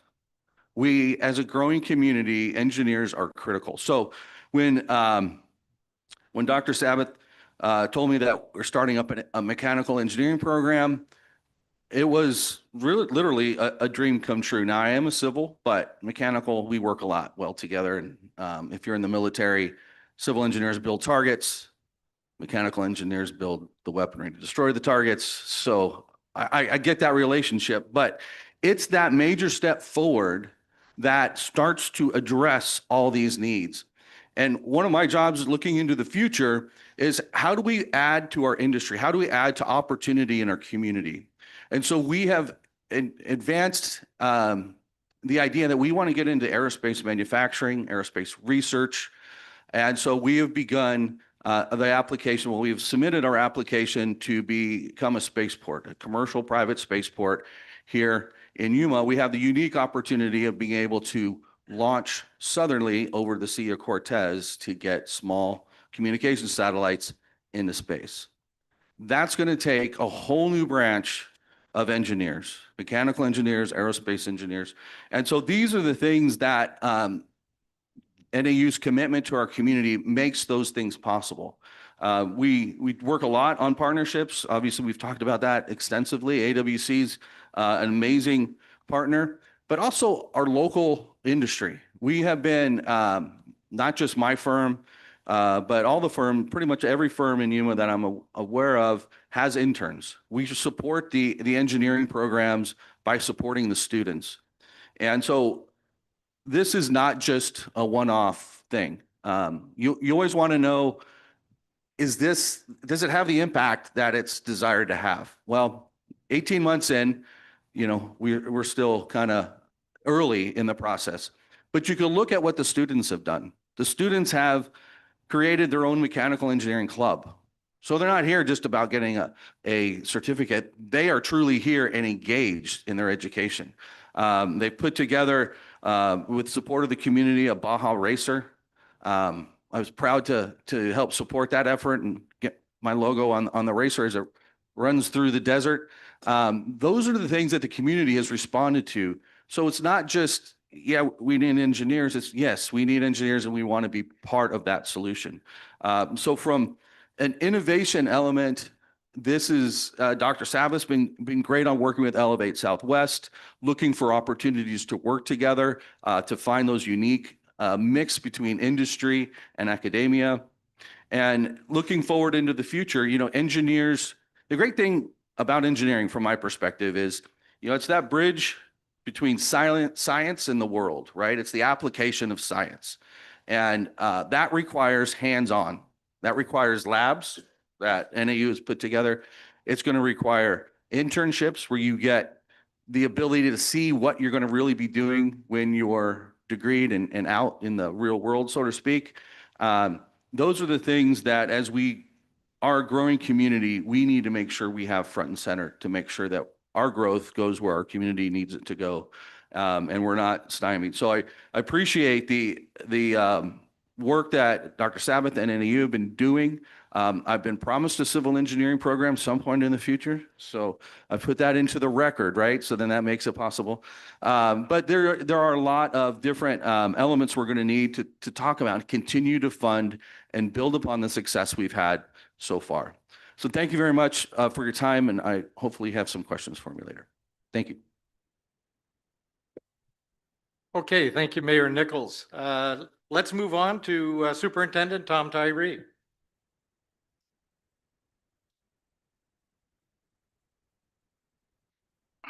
Thank you, Dr. Sabbath. pleasure to be here this morning. Chair Goodyear and Regents, a couple general comments to begin with. First of all, I'm also a Yuma High School criminal, but I was blessed to be able to go to the University of Arizona instead, okay? So I just want to make sure we're able to make that point. More seriously, number one, I'm here today to talk about a partnership that's been developed with Northern Arizona University. But I would be very remiss, and of course, that's our focus today, of course, are our universities.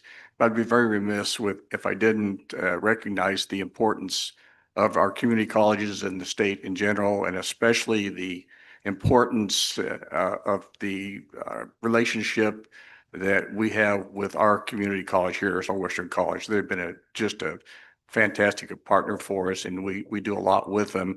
We're just very fortunate that we've been able to expand our partnerships now with Northern Arizona University and maybe others in the future. Another comment is that as I look up at the picture there and I see the picture of Northern Arizona University, it makes me mindful as we were just hearing some comments about Northern Arizona University, Yuma. It makes me very mindful of the fact that there was a portion that was really important in making that happen. That was former legislator and former Regent Bob McClendon, who was my basketball coach in high school, and I was his assistant coach, and he's the reason I went to college and became an educator. And so he had an awful lot to do with that, and I always want to take the opportunity to recognize his efforts for doing that. And I know some of you are very aware of that. One final comment or a general comment is that as you listen to my comments about our partnership with Northern Arizona University, I just want you to note, first of all, a number of times that you'll probably hear me use the word partnership in my comments. And I would also call your attention to the fact that I think you've heard that word said many times already this morning. It's an important word. So I thank you for the opportunity to share how career technical education districts, CTEDs, serve Arizona, and how the Southwest Technical Education District of Yuma, or STEDI, is using partnerships to expand opportunity right here in Yuma. At their core, CTEDs exist to improve and expand career and technical education across multiple school districts in Arizona. They were created by Arizona law so districts could collaborate rather than each trying to build expensive specialized programs alone. In practice, that means that CTEDs are the engines that align programs to workforce needs, the cutting edge pathways available to high school students across member districts in the state, and often serve adults too, so communities can upscale skills quickly. In Yuma specifically, STEDI carries that responsibility for a geographically large, economically unique region. Yuma's workforce ties directly to logistics, agriculture, military support, cross-border trade, healthcare, and advanced manufacturing. A CTED here must be nimble and partnership driven to meet regional demand while keeping programs affordable and accessible. Because CTEDs are designed to serve multiple districts, partnerships are essential. A strong, in having that type of a partnership. It's not an add-on. You have to have these partnerships in order for us to be successful. A strong partnership allows a CTED to share specialized instructors, avoid duplicating high-cost equipment or lab space, offer college credit or credential pathways, and respond faster to local industry needs. That's exactly the model STEDI is focused on, integrating, leveraging partnerships to stretch resources further and create programs that no single district could sustain on its own. The signature example of this is the partnership that we have with between STEDI and Northern Arizona University for our logistics and supply chain management program. Here's what makes it powerful. Northern Arizona University provides the instructor. While STEDI would normally provide the instructor in a central campus program, NAU provides and supports the teaching expertise in this partnership so students get consistent, high-quality instruction aligned to both secondary and post-secondary expectations. The instructor has a PhD from ASU, having done his dissertation on supply chain logistics. Steady provides the facility. That means students in the Yuma area have access to university-level learning environment with Steady securing the facility for instruction. In this case, an actual logistics warehouse center for our community hospital is utilized. Another example, of course, the partnerships in Yuma. Student tuitions are covered by Steady. Steady covers student college tuition with Northern Arizona University. We are able to do this by NAU adjusting its price point tuition costs to match ADM we receive from the state. By partnering with NAU, we leverage resources with the result being a program that's credible, efficient, and directly connected to a university pathway. Now, for this model to happen, legislative action was required. Steady, with the assistance of State Senator Tim Dunn, helped advocate for Senate Bill 1525 that was passed in law in this last legislative session. If it amended Arizona state law to explicitly allow CTED governing boards to enter into intergovernmental agreements with Arizona public universities. In other words, Senate Bill 1525 opened the door statewide for the kind of university partnership Steady is leading in Yuma. It's a big deal because it recognizes that CTEDs are true post-secondary partners in workforce development, not just high school program providers. The logistics and supply chain management program is built for momentum. Students, both high school and adult learners, can complete the program earning a certificate, 18 total NAU college credits, 15 of which are higher division or upper division units. That's a huge incentive. Upper division credit is often the hardest and the most expensive part of a bachelor's degree. By letting students complete 15 upper division units early, we reduce time to degree, lower cost, and make continuing into a full NAU degree feel realistic and attainable. Okay, why did we choose logistics and supply chain? It fits Yuma. Yuma sits at the intersection of major agricultural distribution, cross-border commerce, interstate trucking corridors, military logistics at nearby installations, and growing warehousing and transportation needs. This program answers a direct workforce call for our community. So what Steady and NAU are doing together is really unique. And in fact, that's the only partnership that exists so far in Arizona, is the one between Steady and NAU. So it's unique, and it shows what CTEDs can do when partnerships and policy align. High school students earn college credit. In summary, high school students earn college credit and credentials. Adult learners reskill into an in-demand regional industry. CTED resources go further through shared staffing and facilities, and the university pathways are brought directly into the community. And the local economy gains a stronger homegrown talent pipeline. This is the purpose of CTEDs in Arizona, and Steady, in partnership with NAU, is putting that purpose into action for Yuma. So when we talk about CTED responsibilities, we're not just talking about programs, we're talking about regional solutions through collaboration and partnership. Senate Bill 1525 gave CTEDs the legal framework we needed to create that partnership with Northern Arizona University and the template for others to follow. Steady's advocacy with the assistance of our policymakers and in partnership with Northern Arizona University makes that possible. I thank you for the opportunity to share with you this morning, or afternoon now, I guess. Okay. Thank you, Super Tyree. We'll now hear from Deputy Mayor Carol Smith regarding nursing. Good morning. Good morning, Chair, Regents.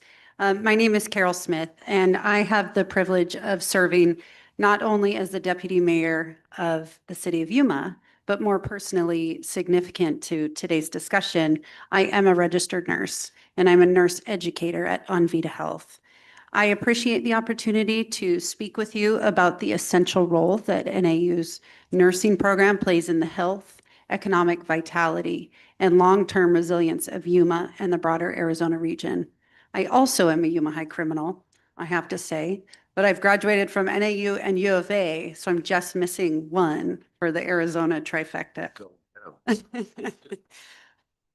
I want to begin with the simple truth that every one of us in this room understands. And I'm glad that Mayor Nichols mentioned infrastructure because healthcare is infrastructure.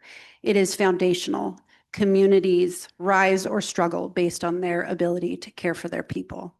And in rural and border regions like Yuma County, that infrastructure can be especially fragile.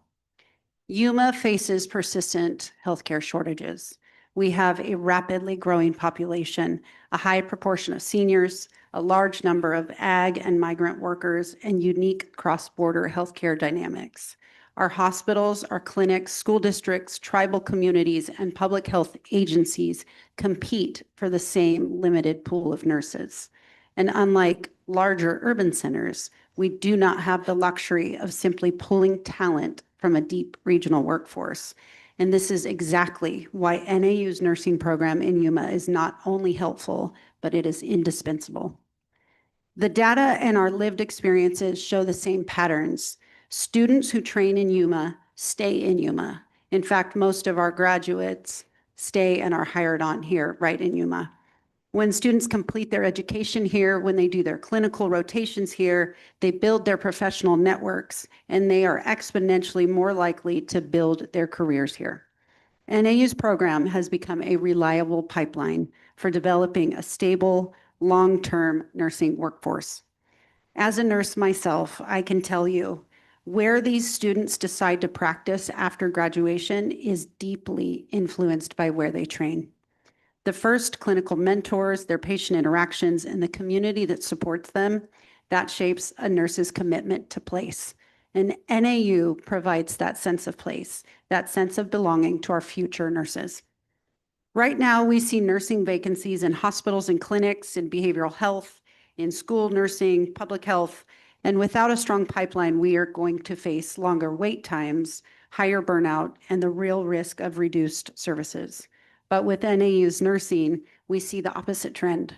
We see improved staffing, increased ability to serve our community, hopefully some reduced dependency on travel nurses, better patient outcomes, and a healthier community.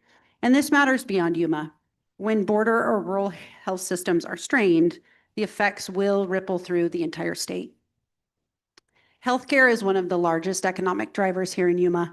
A reliable nursing workforce makes it possible for local hospitals to expand our services, attract specialists, and invest in technology. It encourages new healthcare businesses and allows current organizations to expand. It's a signal that our community is strong, it's stable, and it's growing. I want to emphasize the deep trust that this NAU program has earned. Our hospitals actively work with these students.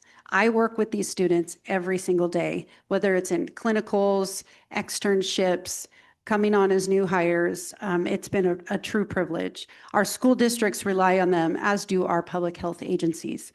And our residents, many of whom are from culturally diverse, bilingual, and underserved backgrounds, benefit from a nursing workforce that reflects and understands the community it serves. NAU's presence ensures that our healthcare system is not only competent, but it is culturally responsive. Today, I'm not here just to express a gratitude, but to ask for your continued support and investment. Yuma is growing and our needs are growing, and the demand for well-trained nurses will only intensify over the next decade. Investments in expanded faculty capacity, simulation labs, clinical partnerships, and student support, this will yield returns that cannot be overstated. And I'll close with a personal reflection. As a nurse, I know the profound responsibility we carry when a patient looks to us for care, for reassurance, and for healing. And as deputy mayor, I get to see the broader picture. how the health of one person connects to the health of our entire city.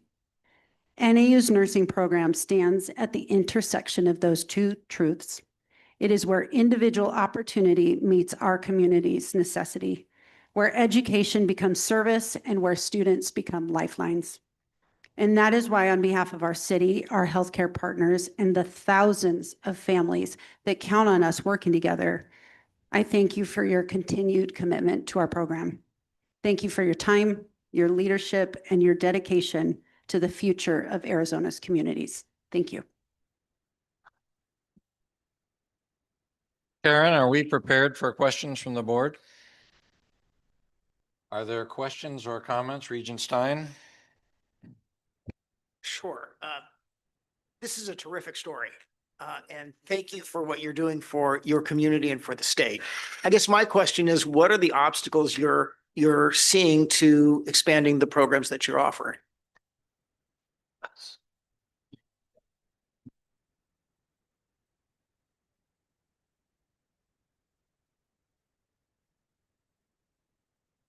The first obstacle, I suppose, that I must mention is the fact that the programs that are in the greatest demand here are simply expensive for us to operate. And so, for example, for nursing, I'll start with nursing, which is a program for which we have a demand that exceeds our capacity. We need to have additional space, as the Vice Mayor mentioned. We need at least to be able to the space that we have here on this campus and make better use of potentially the space that we'll have in the Health Careers Center. And of course, we need to bring on the talent, which is the faculty that would be necessary for us to accommodate larger cohorts of students and multiple cohorts over the course of the year. So that's one. And that's also true for the other areas that are mentioned here, particularly civil engineering. And one of the reasons that we're thinking first of kind of making an incremental move toward that with construction management is first that the demand for graduates or for access to our construction management program and for the graduates of that program, which by the way, by the time they are about to graduate, some 98% of our graduates already have jobs from our construction management program in Flagstaff. So we are looking to start with a certificate program and that will be stackable and build it into a full-on baccalaureate program. So once again, we just need the resources to invest. There's less infrastructure needed for construction management than for mechanical engineering, which was a very heavy lift, but there's also infrastructure needs for construction management as well. I think that the resources are the main obstacle as I see it. Otherwise, I think we have the partnerships, we have the talent that we need, and we have the motivation to expand these programs and serve the region better than we're able to now. Is there another regent who had their hand up? Regent Penley? Thank you very much, Chair Goodyear. Is it on now? Yeah, you're good. Now we're good. I just want to come back to what Superintendent Tyree said a moment ago. And he focused on Arizona Western College. And I see Ratika Daiwan standing back there in the back. And I just think it's enormous value to this community to have this collaboration with Arizona Western College and Northern Arizona University. It really matters. And I have loved every time I've come here to see the great commitment that Arizona Western College has to not only work closely with our universities, but to really raise the graduation rate of Yuma County from that 16% up to a much, much higher number. And as Provost Pugliese noted, more resources will help us address that goal that Arizona Western College has stated. Another note I would make, and I see not only Senator Dunn, but Senator Fernandez, as well as Deputy Mayor Smith and Mayor Nichols. But one of the things I've noted about this community as I've visited over and over is there's a wonderful collaboration. And again, you spoke to that, Superintendent Tyree, but it's not only with our public officials and our educational effort here, but it's also the people who work in industry here. And that's certainly represented by Senator Dunn and what we learned this morning, but it's also John Jessen, whom I met, I think, the very first time I came to Yuma.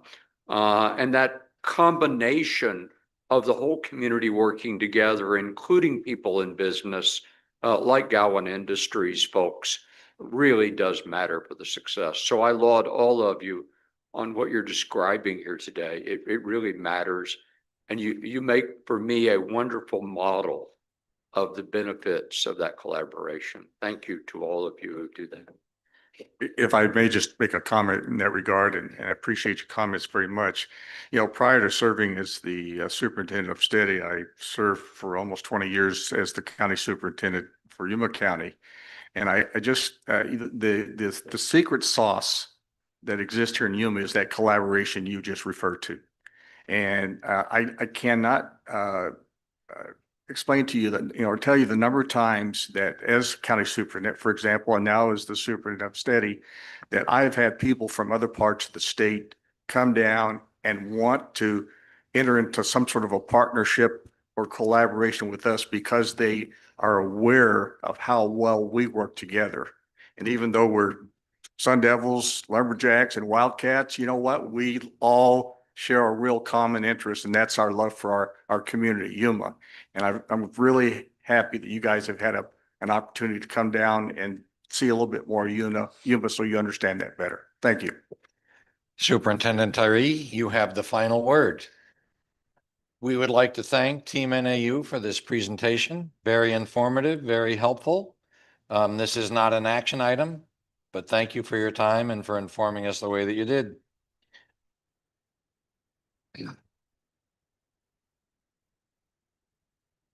Our last item today is an update regarding the University of Arizona College of Medicine Phoenix Yuma branch in collaboration with Anvita Health.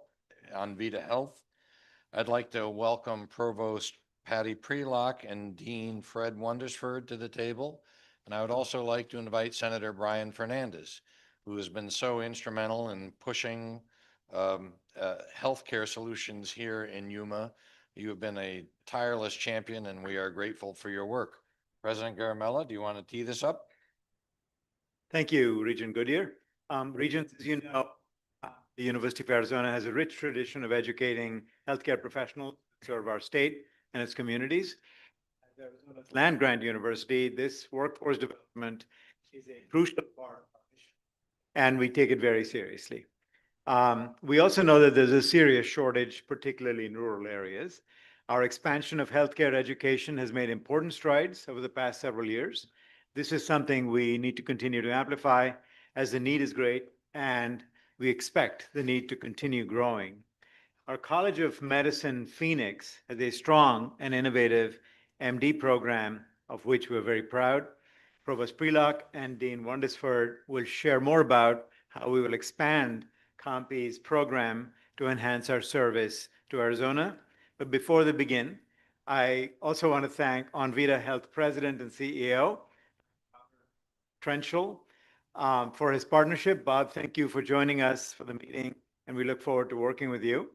And I would also like to add my thanks to Senator Fernandez for all his support of this program. I would say in some ways this is his brainchild. So thank you, Senator, for being here. Patty and Fred, over to you. Thank you so much. Hernandez, would you like to start? Thank you so much. First of all, I just want to thank the Board of Regents for coming to Yuma. This is so meaningful for our community. When we first started talking about this, and I think that many of you were the recipients of my phone calls and evening talks, the first person was Regent Duvall that I called when I thought about this. And then I think that Regents Goodyear and Chairman Goodyear now and Regents Mata were certainly saw me at many a party and received many a call about this. This is so important to our community. This is something that has been desperately needed for so long in all of rural Arizona. We don't have a way of training physicians for their medical school portion in rural parts of Arizona. And it's very, very expensive to recruit. And anyone can tell you from communities, whether it's Bullhead City, Flagstaff, here in Yuma, or anywhere else in rural Arizona, it's very, very expensive to recruit physicians. That money comes out of the community and it comes out of what could be patient care. This is something that I've thought for some time. I realized the expense. The state legislature, we were able to appropriate a very modest amount. We're hoping to do an additional this coming year. I'm very excited about it, and I think that this is a big push in that direction. But I think that the board understands the needs of rural Arizona, at least in the conversations I've had with all of you. I appreciate that. I want to thank also President Garmella. You may not remember, but when you were being interviewed, we spoke on the phone, and this is something I asked you about, and you had no idea what I was talking about, but you still listened and said, okay, well, I'll look into it. And certainly, you've come on board, and you've been just a great push, a great force of good for the University of Arizona. Everyone that I've talked to thinks you're doing an amazing job. And you doing this, you pushing for this, along with Dr. Welversford. I always mispronounce your name, Dr. Welversford, so I'm so sorry about. Just call me Fred. Well, I didn't want to inform, but okay. Along with the work Fred's done, I really appreciate that. It means so much to us. And then one last, I would like to thank in the back here, Dr. Diaz and Dr. Trenchel. Dr. Diaz runs our medical group, but also runs the residency program. She's been crucial to training the physicians that we've had here. She's done amazing work. Dr. Trenchel, what can I say about him? He's been amazing. He is someone that has a vision for our community. He's always pushing forward. He's looking for ways to provide better care for our citizens. It means so much to us. And as someone who's a sixth generation human, I really appreciate that. Thank you. Turned it off. There you go. Okay, thank you so much. This is a really exciting time for us. I don't know if the board remembers, but I was 10 days on the job. I think it was me. We provided an explanation of a 3-year MD program. And that was 10 days on the job. And here we are with a true partnership that's going to demonstrate how we're actualizing that. And to just tie in agriculture a bit to it, food is medicine. And so the food here and the vegetables and the healthiness and the commitment that the Yuma community has made is amazing. And then to have primary care providers who can support the ongoing care of individuals. So I so appreciate the connection of agriculture and health here. So the University of Arizona College of Medicine, Phoenix, and Anvita Health have finalized a major partnership to establish the first rural regional medical branch operated by an Arizona medical school. So we're really excited about this. We're already recruiting students, and our first class will launch in the summer of 2026. The Yuma branch will serve as COMPE's formal primary care accelerated pathway program. And remember, this is part of the 3-year MD track designed to really reinforce students who are committed to a career in primary care, family medicine, general internal medicine, general pediatrics, the specialties that are most needed in Yuma and other rural communities across the state of Arizona. We are so excited about this collaboration and the experience it's going to provide for our students. The diversity of the opportunity here will be incredible for them, and the potential to really serve the primary care needs here in Yuma, surrounding region, is really important to us. So I would now like to give the floor to my good friend and colleague and fellow Ohioan, Dean Wandesford, so he can really highlight some of the opportunities that lie ahead. Thank you, Patty. Not only Ohioan, but from the same little small town in Ohio, Youngstown, Ohio. Not only that, but almost with some of the high school overlap that we had. So imagine coming to Arizona to find somebody from Youngstown, Ohio. Anyway, anything's possible. So in going last, you lose some of the points that you wanted to make because they've already been made, and appropriately so. I'd like to, of course, thank the regents for their endorsement of the 3-year program, their endorsement of this regional branch. Of course, would like to thank Envita. More on that in a minute.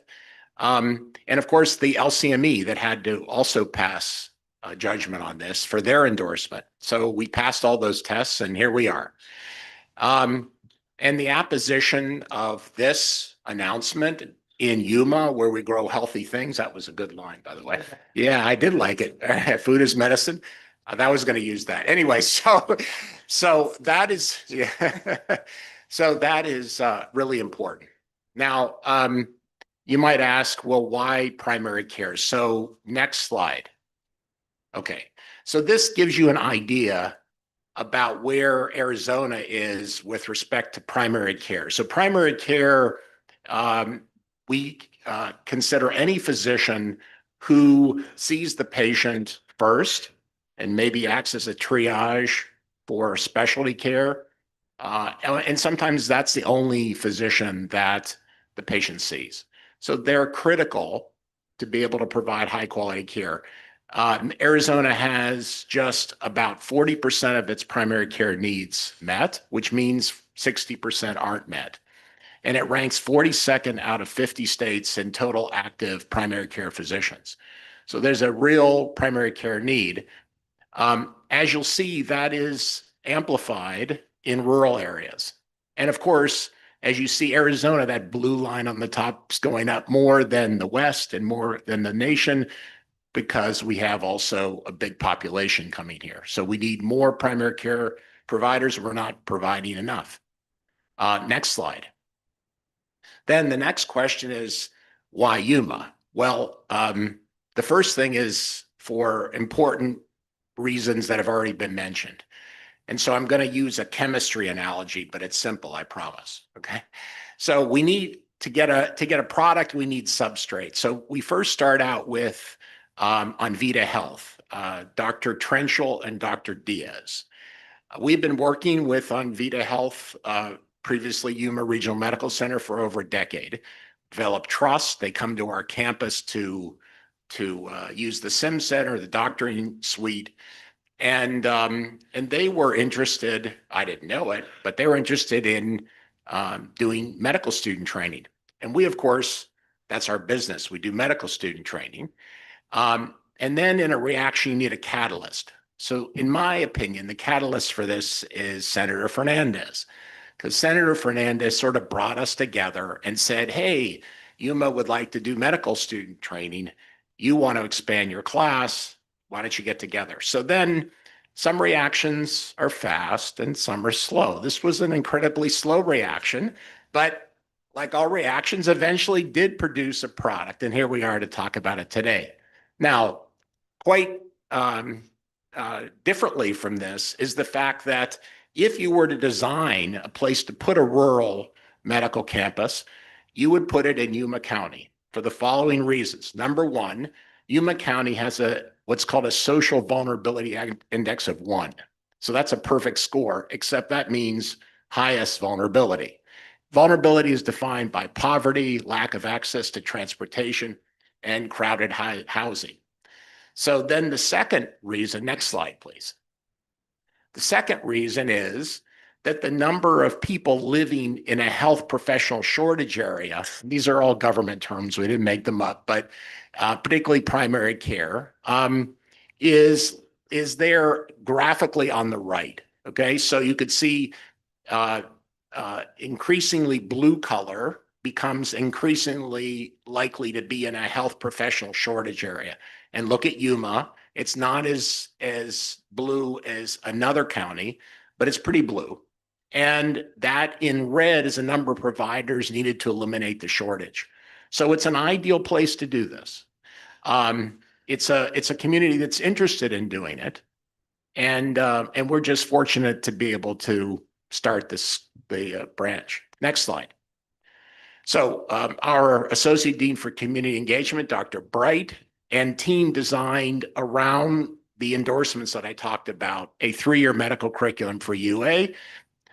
It will address directly the rural primary care shortage by enrolling a subset of interested and committed medical students. And as the deputy mayor noted, the longer you stay somewhere, the longer you stay somewhere. So it will link to a ACG accredited residency, preferably locally, but perhaps not.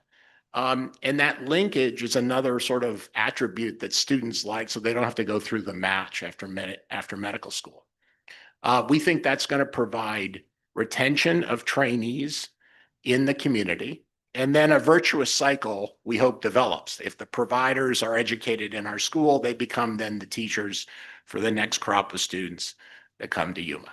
Next slide. So there are 133 regional medical school branches in North America. So we are not the first. An instructional site that's distinct from the main campus, where some students spend 1 or more years. That's what this will be in Yuma. Onvita Health has been the guarantor of this, and Dr. Trenchel and Dr. Diaz have been very gracious. Let me just hang up on that, okay?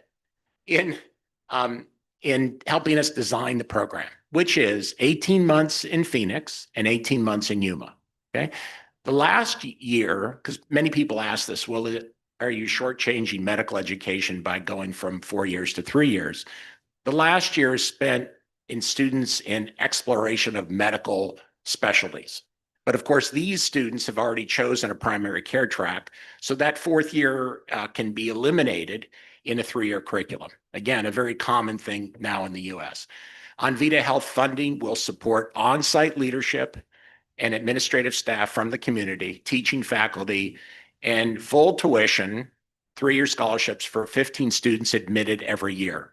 And that's very important, because one of the reasons people don't go into primary care is because they generate a lot of debt in medical school, and they tend to choose higher paid specialties to pay off that debt. So that's eliminated in this proposal. Also, the tuition scholarships will not be related to a service requirement, another thing that's very problematic for medical students, and will give them, us, a good option to be able to recruit these students. And with that, I close.